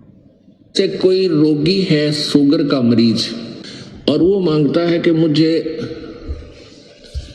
कुछ चीनी खाने दो, चीनी दे दो डॉक्टर जी, वो डॉक्टर नहीं जो उसको शुगर चीनी दे देगा, मांगता रहेगा। हाँ, उसको मारना ही है तो ठीक है, ले भाई चीनी खा ले। हाँ, डॉक्टर नहीं देगा, बाहर जाकर किसी से मांगोगे वो दे देगा आपको आदेश, भाई मांग रहा है दे दे, वो आपकी जान का शत्रु बन जाएगा। तो भाई और बहनों, गुरुदेव भगवान अध्यात्म के डॉक्टर हैं। आप और हम जन्म मरण के रोगी हैं। आप और हमें शुगर का रोग है, जन्म और मरण का। अब गुरुदेव भगवान तो भाई और बहनों हमें वो कर्म बताएंगे नहीं जिन कर्मों से हमारी मर्यादा बिगड़े। हम शुगर के पेशेंट हैं, गुरुजी डॉक्टर हैं। गुरुजी हमें सलाह नहीं देंगे कि तुम राजनीति करो, किसी भी कीमत पर नहीं सलाह देंगे कि तुम गुंडों के सीबीआई जांच का समर्थन करो। संतों का और गुंडों का क्या मेल? तुम हरियाणा के जाट आरक्षण में जाकर बैठो, अपना समय और समाज से बर्बाद करो। गुरुजी आदेश नहीं देंगे। शुगर के मरीज को चीनी खाने की सलाह डॉक्टर नहीं देगा। तो ये जितने भी मर्यादा विरुद्ध जो कर्म 2014 बरवाला कांड के बाद संगत से करवाए गए हैं, ये उन लोगों के द्वारा करवाए गए हैं जो भगत समाज की जान का शत्रु है, दुश्मन है। कौन? काल। अब काल खुद तो आके चीनी खिलाएगा नहीं, मर्यादा तुड़वाएगा नहीं, वो कुप्रेरणा करके इन आश्रम वालों में, क्योंकि ये मर्यादा तोड़कर बैठे हुए हैं। तो गुरुदेव कह रहे हैं कि डॉक्टर तो भैया किसी भी कीमत पर शुगर के मरीज को चीनी खाने की सलाह नहीं देगा। हां, कोई बाहर का व्यक्ति जरूर दे सकता है, वो जरूर आदेश दे सकता है, और यदि ऐसा उसने आदेश दिया तो समझ लेना वो तुम्हारी जान का शत्रु है, तुम्हारा दुश्मन है। तो भाई 2014 के बाद इस नादान संगत को नकली डॉक्टर बनकर और जो ये चीनी खाने का आदेश दिया है, राजनीति करने का, स्टेडियम बनाने का, आश्रम में हॉस्पिटल बनाने का, आश्रमों पे आश्रम बनाने का, अनमोल समय और श्रम से बर्बाद करवा दी गई भक्तों की, आरक्षणों में बैठने का, गुंडों की सीबीआई जांच का समर्थन का, अयोध्या में भंडारा लगाने का, जाटों की धर्मशाला बनाने का, सुदामा के महल बनाने का, अन्नपूर्णा मुहिम के तहत गांव-गांव जाकर राशन बांटने का, परशुराम की जयंती में जाने का, तो समझ लो वो हमारी जान के पक्के दुश्मन है, पक्के दुश्मन। ये गुरुदेव के सत्संगों का निष्कर्ष है। ये सत्संग परमात्मा ने मनोरंजन के लिए नहीं किए। परम संत के सत्संग यानी एक तीर से कई निशाने होते हैं, कई निशाने। परमात्मा कथा क्या कह रहे हैं और उसके माध्यम से समझाना क्या चाहते हैं। तो संगत ने सत्संगों को आधार नहीं बनाया। ये तत्वदर्शी संत के सत्संग हैं। ये प्रेमानंद जी की मीठी मीठी बातें नहीं है, राधे राधे नहीं है।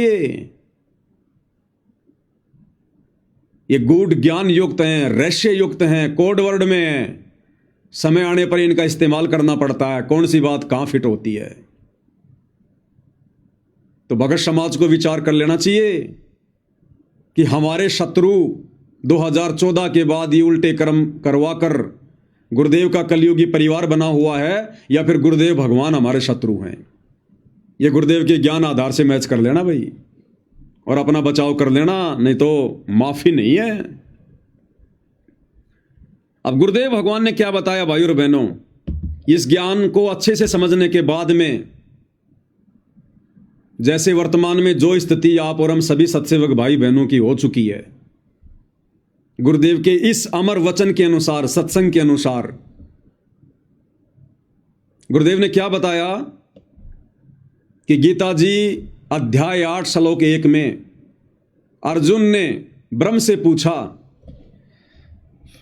कि आपने अध्याय 7 के श्लोक नंबर 29 में आपने जिस तत्व ब्रह्म की बात की है, सच्चिदानंद घन ब्रह्म की बात की है,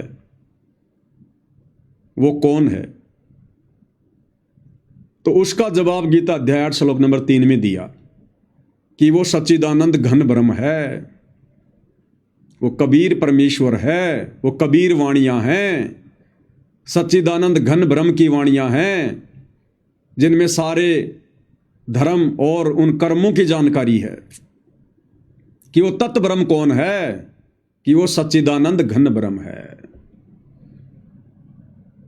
और फिर आगे क्या बताया गुरुदेव ने कि उस तत्व ब्रह्म से परिचित होने के बाद, उस पूर्ण परमात्मा के विधान से परिचित होने के बाद में, तत्व ब्रह्म से परिचित होने का मतलब है उस पूर्ण ब्रह्म परमात्मा कबीर देव सतगुरु रामपाल जी के तत्व ज्ञान से परिचित होने के बाद, हर प्रकार से सभी की उन धार्मिक यज्ञों की जानकारी होने के बाद, ये प्राणी फिर कोई गलती नहीं कर सकता। फिर ये केवल जरा और मरण से छूटने का ही प्रयत्न करेगा। यहां की किसी भी सांसारिक चीज में कोई इच्छा नहीं रखेगा, यहां की किसी भी बकवाद में अपना पैर नहीं उड़ जाएगा। उस तत्व ब्रह्म से परिचित होने के बाद, यानी उस तत्वदर्शी संत के तत्व ज्ञान से परिचित होने के बाद, ये प्राणी फिर गलती नहीं कर सकता। फिर केवल इसको अपना रोग दिखाई देगा कि तू तो जन्म और मरण का रोगी है, अपना रोग कटवा ले भाई, नहीं तो दुर्गति भयंकर हो जाएगी। यहाँ पे क्या कह रहे हैं परमात्मा, ध्यान से सुनिए भाई और बहनों, फिर हम इसका निष्कर्ष निकालेंगे। अध्याय नंबर 8 के श्लोक नंबर 1 में अर्जुन ने पूछा कि आप जी ने जो 7वें अध्याय के 29वें श्लोक में बताया है कि तत्व ब्रह्म को जान के और सारे अध्यात्म स्पिरिचुअल नॉलेज से, कंप्लीट स्पिरिचुअल नॉलेज, संपूर्ण अध्यात्म ज्ञान से परिचित और सभी कर्मों से परिचित प्राणी केवल जरा और मरण के इस संकट से छूटने का प्रयत्न करता है। जरा माने बुढ़ापा, बुढ़ापे का दुख, मरण माने मृत्यु का कहर। ये दोनों दुख यहाँ पर कंपलसरी। तो जिसको ये ज्ञान हो जाता है, तो तत्वदर्शी संत की शरण में चले जाते हैं, उनको तो संपूर्ण अध्यात्म ज्ञान प्राप्त हो जाता है। फिर वो केवल उस तत्व ब्रह्म से परिचित हो जाते हैं, तत्व ब्रह्म से और सारे अध्यात्म ज्ञान से, सब कर्मों से। जैसे कोई किसी से कोई धोखा करेगा तो उसका फल भोगना पड़ेगा, चोरी करेगा तो वो देना पड़ेगा, उसके गधा बनकर देना पड़ेगा। तो ये कर्मों से परिचित हो जाने के उपरांत प्राणी गलती नहीं करेगा, भूखा रह सकता है।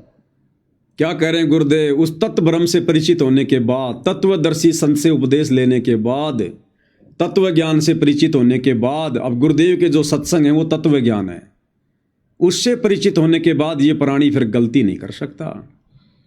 तो भाई और बहनों, यदि ये नादान संगत जो आज सतलोक आश्रमों से जुड़ी हुई है, अगर ये गुरुदेव भगवान के तत्व ज्ञान युक्त सत्संग सुनकर उस तत्व ज्ञान से, तत्व ब्रह्म से परिचित हो गई होती, तो भाई और बहनों फिर ये बकवाद नहीं कर सकते थे। फिर किसी का पेड़ा पर्चा इनको डगमग नहीं कर सकता, कोई भी कोऑर्डिनेटर इनको उल्टे रास्ते पर नहीं चला सकता था, गुरुदेव का परिवार संगत को भ्रमित नहीं कर सकता था, आरक्षणों में नहीं बैठा सकता था, गुंडों की सीबीआई जांच में नहीं बैठा सकता था, किसी भी कुपात्र के हाथों में फिर यह संगत 1 रुपया भी भूल कर नहीं देती, अगर यह संगत तत्व ब्रह्म से परिचित हो जाती तो। इसलिए दास बार बार कहता है कि आश्रमों से जुड़ी संगत को तो तत्व ज्ञान की छींट भी नहीं है। अब उस तत्व ब्रह्म से कौन परिचित हुआ? सारे धर्मों की, उन कर्मों की, आध्यात्मिक यज्ञों की जानकारी किसको प्राप्त हुई? केवल साध संगति से जुड़े हुए सत्सेवक भाई बहनों को। तभी तो हमें अपना ये जन्म मरण का रोग दिखाई दे रहा है। हम लोग एक एक कदम भक्ति मार्ग पर फूंक फूंक के रख रहे हैं कि हम किसी के पीले पर्चों के गुलाम नहीं हैं, हम गुरुजी के कलयुगी परिवार के गुलाम नहीं हैं, हम किसी कोऑर्डिनेटर के गुलाम नहीं हैं, हम गुलाम हैं अपने भगवान के और उनके तत्व ज्ञान के। सत्संग ही हमारे गुरु हैं, ज्ञान ही हमारा गुरु है, और जैसा हमें परमात्मा का विधान निर्देशित करेगा हम वैसा ही चलेंगे। तो तत्व ज्ञान से, तत्व ब्रह्म से केवल सत्सेवक भाई बहन परिचित हुए हैं, जो काल की किसी भी प्रकार की सूक्ष्म चाल में फंसने से बचे हुए हैं। और तभी भाई और बहनों हम यहां से अपनी भक्ति को सफल करके गुरुदेव के साथ में बाहर निकल पाएंगे। इसलिए तो परमात्मा कहते हैं, ये संसार विघन की घाटी कोई निकलेगा बिरला सूर। ये संसार विघन की घाटी है, बहुत टेढ़ा मेढ़ा रास्ता है, काल इतनी आसानी से भक्ति परवान नहीं चढ़ने देगा, मर्यादाओं में नहीं रहने देगा। ये संसार विघन की घाटी और कोई निकलेगा बिरला शूर। कौन बिरला? जो उस तत्व ब्रह्म से परिचित हो जाएगा। तत्व ब्रह्म से अब ये नादान संगत भाई और बहनों ना तो उस तत्व ब्रह्म से परिचित है और ना तत्व ज्ञान से परिचित है। तत्व ब्रह्म कौन? सबसे बड़ा परमात्मा, परम अक्षर ब्रह्म, सत्य पुरुष कबीर देव, जो वर्तमान में सतगुरु रामपाल जी के रूप में धरती पर प्रकट हैं। ये है वो तत्व ब्रह्म, सार ब्रह्म, सार शब्द, भक्ति का सार, भक्ति का मूल, भक्ति का निष्कर्ष। इस तत्व ब्रह्म से केवल संगत परिचित है, साध संगति से जुड़े हुए भाई बहन। और इसी कारण से हम भाई बहनों ने अपने गुरुदेव भगवान के अलावा किसी अन्य को परमात्मा मानने से बिल्कुल इनकार कर दिया। हमारे हृदय में, हमारे दिलो दिमाग में, हमारे घर में, हमारे घट में हमारे पूज्य गुरुदेव भगवान के अलावा दूसरा कोई तत्व ब्रह्म नहीं है। हमारे खुद के भाई बहन हमारे को भ्रमित करना चाहते हैं, हमें डगमग करना चाहते हैं काल प्रेरणा से। काल खूब कोशिश करवा रहा है। एक वो 25 मिनट की इन्होंने AI से फिल्म बनाई, संत और परमात्मा का अद्भुत मिलन। वो काल ने इसीलिए तो बनवाई कि साथ संगत वालों को भ्रमित किया जाए, और ऑलरेडी जो लोग आश्रमों में आते हैं जो भ्रमित हैं उनको और ज्यादा भ्रमित किया जाए और गुरु को परमात्मा ना मानने दिया जाए। और आज उस वीडियो को देखने के बाद में सतलोक आश्रमों से जुड़ी हुई संगत अपने दिलो दिमाग में इस बात को गांठ बांध चुकी है कि सतगुरु रामपाल जी परमात्मा नहीं है। सतगुरु रामपाल जी तो 1997 में सतलोक चले गए, उनको तो कबीर जी ने सतलोक भेज दिया। अब तो संत रामपाल जी के चोले में कबीर जी हैं, यानी सत रामपाल जी परमात्मा नहीं है, संत रामपाल जी के रूप में कबीर जी हैं। काल ने उस फिल्म के माध्यम से संगत के ऊपर बहुत गहरा अपना शिकंजा कस डाला और साथ संगत वालों को भ्रमित करने की कुचेष्टा थी ये। लेकिन साथ संगत वालों को तो परमात्मा ने पहले से ही तत्व ब्रह्म से परिचित करवा दिया कि तुम्हारे गुरु के अलावा दूसरा कोई कबीर नहीं है, कोई तत्व ब्रह्म नहीं है। और आज इसी दिशा में भाई और बहनों, आप सभी सत्सेवक भाई बहनों के विश्वास को और अधिक दृढ़ बनाने के लिए आज ऐसा एक और ठोस प्रमाण गुरुदेव के सत्संग से, जो आज से पहले किसी भी भगत भाई बहन ने नहीं सुना होगा, नहीं देखा होगा, सत्संग जरूर सुना होगा लेकिन हमारे दिमाग में वो बात नहीं आई होगी जो गुरुदेव बोल गए। हम लोग बार बार क्या कहते हैं भाई और बहनों कि परमेश्वर अपनी जुबान का पक्का है। कल आपको वीडियो में भी दिखाया था जिसमें गुरुदेव कह रहे थे कि परमात्मा जुबान का पक्का है, उसका विधान कभी डगमग नहीं होता, उसके नियम, उसकी मर्यादा अटल हैं।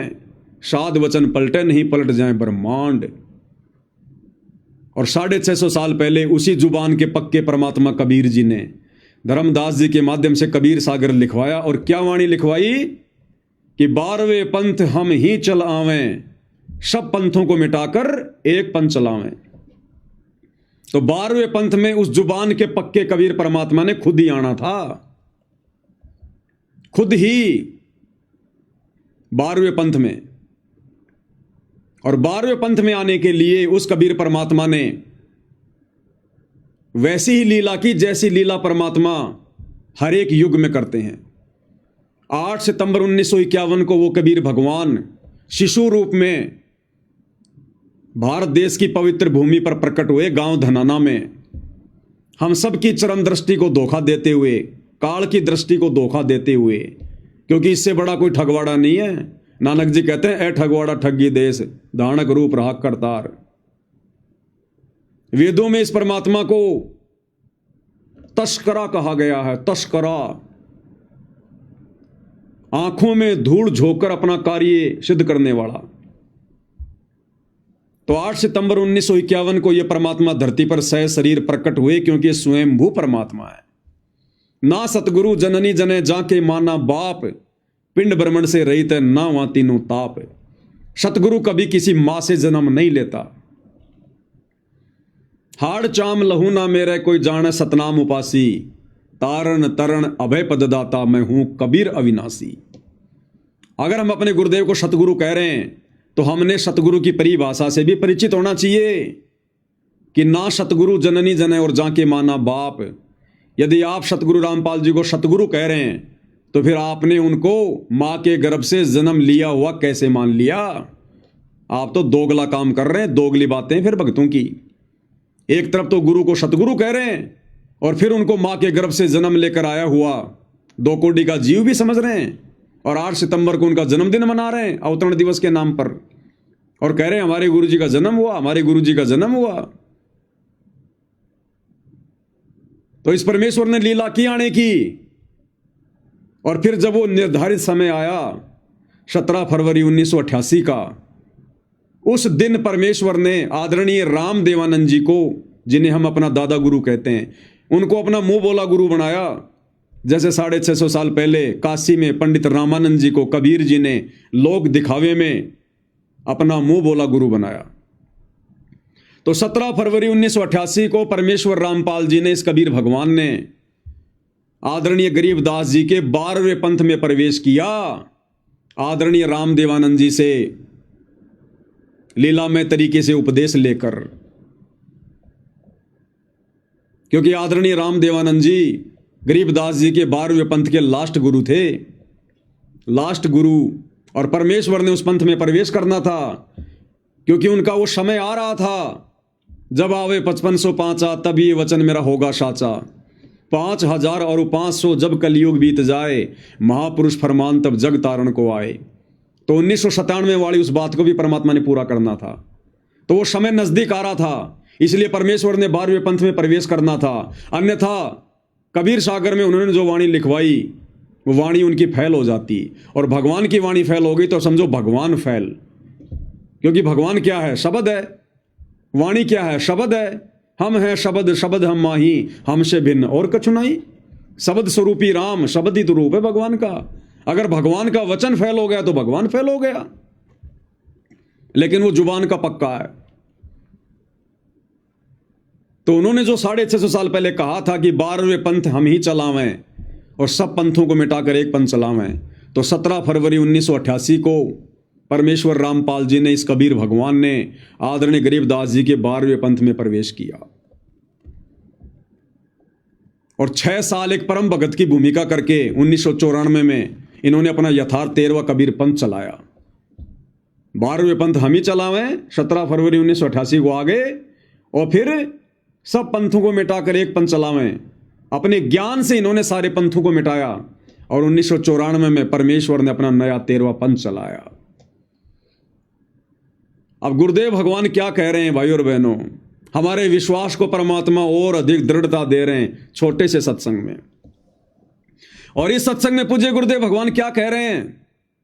आपने हर एक सत्संग में सुना होगा जिसमें गुरुदेव भगवान कहते हैं कि मुझ दास को अपने पूज्य गुरुदेव जी से 1993 में सत्संग करने की आज्ञा मिली और 1994 में नाम उपदेश करने की। लेकिन आज क्या कह रहे हैं गुरुदेव भगवान? सारा मसाला, सारे संकेत गुरुदेव ने इन्हीं सत्संगों में छुपा कर रखे हैं, लेकिन समय आने पर परमात्मा उनका खुलासा कराते हैं ठीक के समय पर। इस सत्संग में क्या कह रहे हैं गुरुदेव भगवान? कह रहे हैं कि पुण्यात्माओं, इस दास ने सन 1988 से सत्संग करना प्रारंभ किया था। कब से? 1988 से। पहले आप गुरुदेव भगवान के मुख कमल से सुनिए भाई और बहनों, फिर आपको समझाते हैं कैसे। आपको दास ने बहुत बार बताया, इन वेदों और गीता जी और पुराणों का ज्ञान दास को सन 2000 में हुआ। उससे पहले सन 1988 से सन 2000 तक 12 वर्ष तक इस दास ने इस गरीबदास साहिब जी की वाणी के आधार से सत्संग किया। सन 1988 से 2000 तक यानी 12 साल गुरुदेव कह रहे हैं कि दास ने सन 1988 से 2000 तक 12 साल सत्संग, और क्या कह रहे हैं? इस दास ने सत्संग 1988 से करना शुरू किया और 1988 से लेकर सन 2000 तक यानी 12 वर्ष तक आदरणीय गरीबदास जी के सदग्रंथ साहिब को आधार बनाकर सत्संग किया। एक बार फिर से सुन लो भाई और बहनों। 12 वर्ष तक 1988 से सन 2000 में हुआ। उससे पहले सन 1988 से सन 2000 तक 12 वर्ष तक इस दास ने इस गरीबदास साहिब जी की वाणी के आधार से सत्संग किया, और इसके आधार से जो सत्संग किया वो भी हमारे जो पुराने भक्त उनको सबको मालूम है, वो कैसेट अभी तक उनके पास उपलब्ध है। और फिर ये सदग्रंथों प्रमाण देखे, ओए होए, अब क्या बताते हैं। तो गुरुदेव भगवान ने सत्संग का समय क्या बताया? 1988 से सन 2000, 12 साल गरीबदास जी की वाणियों के अनुसार मैंने सत्संग किया। परमात्मा कह रहे हैं कब से कब तक? 1988 से सन 2000 तक। और फिर क्या करें परमात्मा? इस दास को वेदों और गीता का ज्ञान तो सन 2000 में हुआ। उससे पहले 1988 से लेकर सन 2000 तक 12 वर्षों तक गरीबदास जी की वाणियों के अनुसार सत्संग किया। अब 88 में गुरुदेव ने सत्संग कब किया भाई? अरे 88 में तो नाम लिया गुरुजी ने, वो तो एक भगत बने थे। सत्संग तो उनके गुरुदेव किया करते थे। 88 में कब सत्संग किया परमात्मा ने?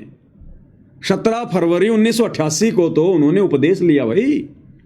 ये आश्रम वाले गुरुदेव का बोध दिवस मनाते हैं 17 फरवरी को, कि 17 फरवरी 1988 को संत रामपाल जी को अध्यात्म का ज्ञान हुआ। उससे पहले तो संत रामपाल जी को पता ही नहीं था कि भक्ति क्या होती है। इस कारण से ये आश्रम वाले गुरुदेव को जीव मानकर, मनुष्य मानकर उनका बोध दिवस मनाते हैं। बोध यानी ज्ञान, बोध यानी ज्ञान, और दिवस यानी दिन। वो दिन जिस दिन संत रामपाल जी को आध्यात्मिक ज्ञान हुआ। और गुरुजी कह रहे हैं कि मैंने 1988 में सत्संग करना शुरू कर दिया था। अरे भैया, कबीर पंथ में 1988 में सत्संग कौन करेगा? जिसको पूरा ज्ञान होगा। अब भाई और बहनों, 17 फरवरी 1988 को गुरुदेव ने सत्संग किया। और सत्संग कौन कर सकता है? परमात्मा। आपको कई बार सुनाया गुरुदेव के मुख कमल से कि सच केवल परमात्मा ही कह सकता है, सत्संग केवल परमात्मा ही कर सकता है, दूसरा कोई सच कह ही नहीं सकता। अब यहां गुरुदेव क्या कह रहे हैं कि इस दास ने 1988 में सत्संग करना शुरू कर दिया। और सत्संग कौन कर सकता है? सुन लो। परमात्मा, सत्संग परमात्मा ही किया करते हैं, क्योंकि सत्य भगवान ही बोल सकता है, सत्य परमात्मा ही बता सकता है। क्लियर हो गया? सत्संग परमात्मा ही कर सकता है, भगवान ही करता है। और गुरुजी कह रहे हैं कि मैंने 1988 से सत्संग करने शुरू कर दिए थे। तो भाई और बहनों, पहला सत्संग गुरुदेव ने कब किया? इस कलयुग की बिचली पीढ़ी में 17 फरवरी 1988 को। और 17 फरवरी 1988 को पहला सत्संग यानी पहला ज्ञान, पहला उपदेश किसको दिया?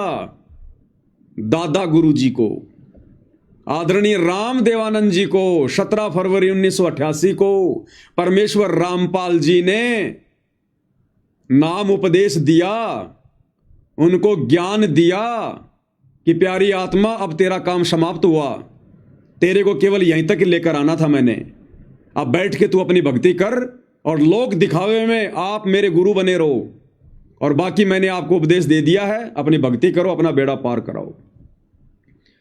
और गुरुदेव ने क्या बताया कि मेरे गुरुजी ने मुझे प्रथम नाम और शतनाम दोनों एक साथ दे दिए, जबकि उन्होंने नहीं दिए, उनके पास तो था ही नहीं। 17 फरवरी 1988 को परमेश्वर रामपाल जी ने अपने मुंह बोले गुरु आदरणीय राम देवानंद जी को, क्योंकि वो अच्छी आत्मा थी, और अच्छी आत्मा को दोनों मंत्र एक साथ दिए जा सकते हैं, प्रथम नाम और शतनाम।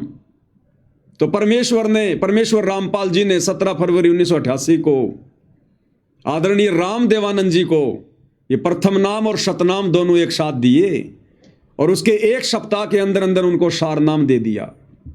लेकिन सार शब्द नहीं, सार शब्द तो उनको दोबारा से मनुष्य जन्म लेना पड़ेगा। गुरु का गुरु बन के कभी कोई पार नहीं हो सकता। यहां से गुरु की भूमिका निभा के कोई पार नहीं हो सकता। 650 साल पहले पंडित रामानंद जी ने कबीर जी के गुरु की भूमिका निभाई, पार हो गया, दोबारा से जन्म लेना पड़ा। तो 1988 में पहला सत्संग गुरुदेव भगवान ने 17 फरवरी के दिन, जिस दिन को ये नादान सतलोक आश्रम वाले गुरु को मानुष मानकर और बौद्ध दिवस के रूप में मनाते हैं। हम सत्सेवक भाई बहन नहीं मनाते, कभी नहीं मनाया। हम तो इनको भी मना करते हैं उल्टा कि क्यों मूर्खता कर रहे हो, कल को पछताना पड़ेगा। अरे जगत गुरु वो होता है जो पूरे संसार को ज्ञान दे, और जगत गुरु का कभी बौद्ध दिवस नहीं मनाया जाता। दूसरे से ज्ञान लेकर कभी कोई जगत गुरु नहीं बनता। तो भाई और बहनों, जो गुरुदेव भगवान कह रहे हैं ना कि इस दास ने 1988 से 2000 तक सत्संग किए, तो 1988 में सत्संग, और सत्संग कौन कर सकता है? भगवान। इसलिए अब वो वाणी सत्य साबित होती है कि 12वें पंथ हम ही चलावें। ये कबीर परमेश्वर स्वयं है, ये जुबान का पक्का है। ये कलयुग की बिचली पीढ़ी है भाई और बहनों। परमात्मा आप और हमें एडी से चोटी तक फुल कर देंगे। गुरु को मानुष मानने की गुंजाइश रत्ती भर भी नहीं रहेगी, रत्ती भर भी, जो आत्मा मोक्ष की अधिकारी होंगी। इसलिए परमेश्वर ने 7 संगतियां शुरू करवाई, क्योंकि अपने द्वारा किए गए सत्संगों का निष्कर्ष गुरु नहीं निकालेगा। गुरु ने वेदों का निष्कर्ष निकाल दिया, गीता जी का निकाल दिया, पुराणों का निकाल दिया, दूसरे संतों के सत्संगों का निष्कर्ष निकाल दिया, लेकिन अपने सत्संगों का निष्कर्ष कभी गुरु निकाल के नहीं देगा। उसके लिए गुरु ने 7 संगतियां शुरू करवाई है, और हम जैसे 2 कोटि के जीवों को परमात्मा ने सद्बुद्धि बख्शी है। तो धरती पर स्वयं कबीर भगवान है, परमेश्वर है, और ये परमेश्वर किसी की जमानत के भरोसे नहीं है, किसी कोर्ट की यश के भरोसे नहीं है, किसी जज के भरोसे नहीं है। ये अपनी मर्जी का मालिक है। ये 1 सेकंड में यहां, 1 सेकंड में सतलोक। तुम्हारे जज को तो पता भी नहीं चलता दिन में कितनी बार सतगुरु रामपाल जी हिसार जेल से सतलोक जाते हैं और कितनी बार वापस आकर बैठ जाते हैं। ये अबंध परमात्मा है। गरीब ऐसा सतगुरु हम मिल्या, बेपरवाह अबंध, परम हंस पूर्ण पुरुष, रोम रोम रविचंद। अरे यहां की अदालतें छोड़ दो, यहां के जज तो छोड़ दो। गुरुदेव भगवान कहते हैं, बच्चों ये दास धर्मराज के दरबार में, वो धर्मराज जो एक ब्रह्मांड का सुप्रीम जज, जो ब्रह्मा विष्णु महेश का भी मुकदमा अपने हाथ में लेके चलता है, उस धर्मराज के दरबार में हमारे वकील बनकर, हमारे एडवोकेट बनकर, लीगल एडवोकेट बनकर, और ये सतगुरु रामपाल जी परमेश्वर हमें वहां से बाइज्जत बरी करवाएंगे। फिर इनको भला यहां कौन सा जज बांध के रख सकता है? कौन सी जेल बांध के रख सकती है? अपनी मर्जी के मालिक हैं। अपनी मर्जी से गए, अपनी मर्जी से जज की वो कलम चलवाई, और जिस दिन बाहर आना होगा अपनी मर्जी से जज की कलम चलवाएंगे। तो ये परमेश्वर तो हम सबका लीगल एडवाइजर है। नहीं पता तो सुन लो भाई। न किसी का कर्ज ले रखा हो और वो कहेगा भाई तुझे जब छोड़ूंगा तो मेरा कर्ज दे देगा, तो हम इसका कर्ज दे देंगे, छोड़ेगा, छोड़ना पड़ेगा इसको। तो स्वयं भी अपना वायदा करता है। तो इसके सत्र की जो भक्ति है, हम त्रिकुटी पर जाकर परमात्मा आपके साथ होगा इस दास के रूप में। क्या कह रहे हैं कि परमात्मा आपके साथ होगा त्रिकुटी पर, धर्मराज के दरबार में, इस दास के रूप में, यानी गुरुदेव कह रहे हैं मेरे रूप में। तो आज क्या गारंटी है कि गुरुदेव के रूप में परमात्मा नहीं होंगे? अरे त्रिकुटी पर क्या पता चलेगा कि गुरु जी के रूप में परमात्मा है? जब वहां पता नहीं चलेगा हमें, तो वर्तमान में भी क्या पता भाई? परमात्मा ही हमारे गुरु जी के रूप में। फिर हम ये बात क्यों नहीं स्वीकार कर रहे भाई? त्रिकुटी पर कौन सा हमारी आंखों के सामने गुरु जी में कबीर जी घुसेंगे? तो वर्तमान में फिर हम ये विश्वास क्यों नहीं कर रहे कि वर्तमान में भी तो हमारे गुरु जी के रूप में कबीर भगवान है।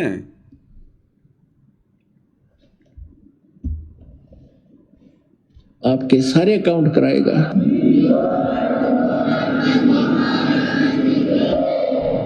और वहां पर आपके एडवोकेट का काम करेगा परमात्मा इस दास के रूप में। और ये सारे मंत्र बोल बोल सुनाओगा वहां जाकर धर्मराज के दरबार में कि लो जी आपके विधान में है सर्वधर्मान परित्यज्य माम एकम शरणम व्रज, उसके 70 की ये पूंजी पकड़ो। फिर वो बोलते नहीं, उनको वो विवश होकर के वह पूंजी जमा करनी पड़ती है, क्योंकि लीगल एडवाइजर साथ होता है, वो होता है भगवान खुद ही, और उनको मालूम हो जाता है। तो इस प्रकार पुण्यात्माओं किसी भी ऑफिस में आप जाते हो और आपका एडवोकेट साथ हो तो वो आधे वैसे डिप्रेस हो जाते हैं कि जानकार आदमी है, वो अटपट करोगे तो तुम्हारी फिर बात बिगड़ जाएगी। तो इसलिए गुरु की आवश्यकता आपको अंतिम श्वास तक पड़ेगी। और गुरु पूरा हो, पूरा गुरु हो। अब भाई और बहनों, यहां के जजों को तो भारत देश के संविधान का भी पूरा ज्ञान नहीं होता। सुप्रीम कोर्ट के जज को भारत के संविधान का भी पूरा ज्ञान नहीं होता, उसको भी देखना पड़ता है खोल खोल के। और फिर पूरी दुनिया में कितने देश, कितने संविधान, और फिर 5 करोड़ पृथ्वियां तो अकेले स्वर्ग में हैं, वहां के कितने जज होंगे, कितना संविधान होगा। और इस परमेश्वर रामपाल जी के आगे वो एक ब्रह्मांड का, तीनों लोगों का सुप्रीम जज धर्मराज भी थर थर कांपता कि भाई जानकार आदमी है, ये भगवान है, अगर जरा भी अटपट कर दी तो मामला बिगड़ जाएगा, इनसे बढ़कर कानून का जानकार और कोई नहीं है। तो भाई और बहनों, ये परमात्मा किसी जज के दबाव में बैठे हैं क्या? इनको किसी वकील की जरूरत है क्या बाहर आने के लिए? ये केवल भाई और बहनों यहां के विधान को पूरा करते हैं परमात्मा। एक सभ्य नागरिक की भूमिका निभाते हुए परमात्मा केवल यहां के विधान को फॉलो करते हैं। इन्हें जरूरत नहीं है, इनके ऊपर किसी का विधान लागू नहीं है, इनका विधान पूरी सृष्टि पर लागू है। तो आप और हम सत्सेवक भाई बहनों का सौभाग्य जो हमें ऐसे परिपूर्ण अदली न्यायकारी परमात्मा मिले हैं।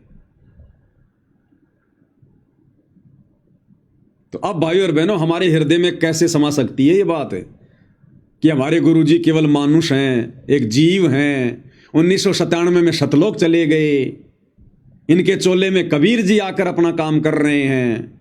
अरे चोले में आकर तो ये काल करता है काम, जैसे गीता का ज्ञान देते समय श्री कृष्ण जी के चोले में घुस गया, दूसरे के शरीर में घुस के अपना काम काल करता है, भगवान नहीं करता। उन्हें जरूरत नहीं है। कल आपने सुना परमात्मा वाणी में क्या कह रहे थे? पूर्ण ब्रह्म है आप विधाता, जब चाहे चोला धर आता। जब चाहे परमात्मा चोला धार के आ जाएगा। इन्हें जरूरत नहीं है किसी के शरीर को काम में लेने की, किसी के अंदर घुसने की, या कोई अपना दास भेजने की। तो ये काल भाई और बहनों सूक्ष्म रूप में इन आश्रम वालों के माध्यम से पूरी संगत पर छाया हुआ है। आप और हम बेखबर हैं, ये काल बेखबर नहीं है। ये अपना भोजन इतनी आसानी से नहीं जाने देता, ये बैकग्राउंड में पूरी लड़ाई लड़ रहा है। तो हम सत्सेवक भाई बहनों के ऊपर कितनी रजा, कितनी बड़ी मेहर, हम इसकी एक भी बकवाद का हिस्सा नहीं बने, हम इसकी एक भी चाल में नहीं फंसे। तो परमेश्वर कैसे आप और हम भाई बहनों को, साथ संगत वालों को बाईपास निकाल के ला रहे हैं इस परीक्षा के समय में। इसलिए भाई और बहनों, जितना हो सके उतना परमात्मा का गुण गाओ, मालिक का बार बार धन्यवाद करो। ये परमेश्वर, हम नीचों पर ऐसी दया, ये मालिक हमारे अंदर ऐसा क्या था, आपने क्या देखा भगवान, आपके तो सभी बच्चे, फिर हमारे ऊपर ऐसी विशेष मेहर क्यों? तो ये तो गुरुदेव को पता है भाई और बहनों, ऐसी विशेष मेहर क्यों। और इस मेहर को हमने इसी प्रकार से ज्ञान को आधार बना के रखना है भाई और बहनों। अंतिम श्वास तक ये काल बहुत झटके देगा, बहुत लड़ाइयां लड़ेगा भी, बहुत बकवाद करवाएगा। इसका तो यही काम है, बकवादी का काम ही बकवाद करना होता है। तो आप और हम भाई बहनों ने सावधान रहना इसी प्रकार से, गुरुदेव की आड़ लेकर, गुरुदेव की ओट लेकर, गुरुदेव की पीठ पीछे खड़े होकर, क्योंकि हमारा सबसे बड़ा सहारा हमारा गुरु है और कोई नहीं। तो भाई और बहनों, परमात्मा के आशीर्वाद से इसी प्रकार इस तुच्छ जीविया से हम उनकी महिमा करते रहें, ज्ञान आधार से भक्ति मार्ग पर आगे बढ़ते रहें और गुरुदेव भगवान अपनी मेहर इसी प्रकार से हमारे ऊपर बनाए रखें। तो आज की साथ संगति में केवल इतना ही। गुरुदेव हम सबको आशीर्वाद दें, आज्ञा दें, हमारा मार्गदर्शन करें। बंदी छोड़ सतगुरु रामपाल जी परमेश्वर जी की जय हो।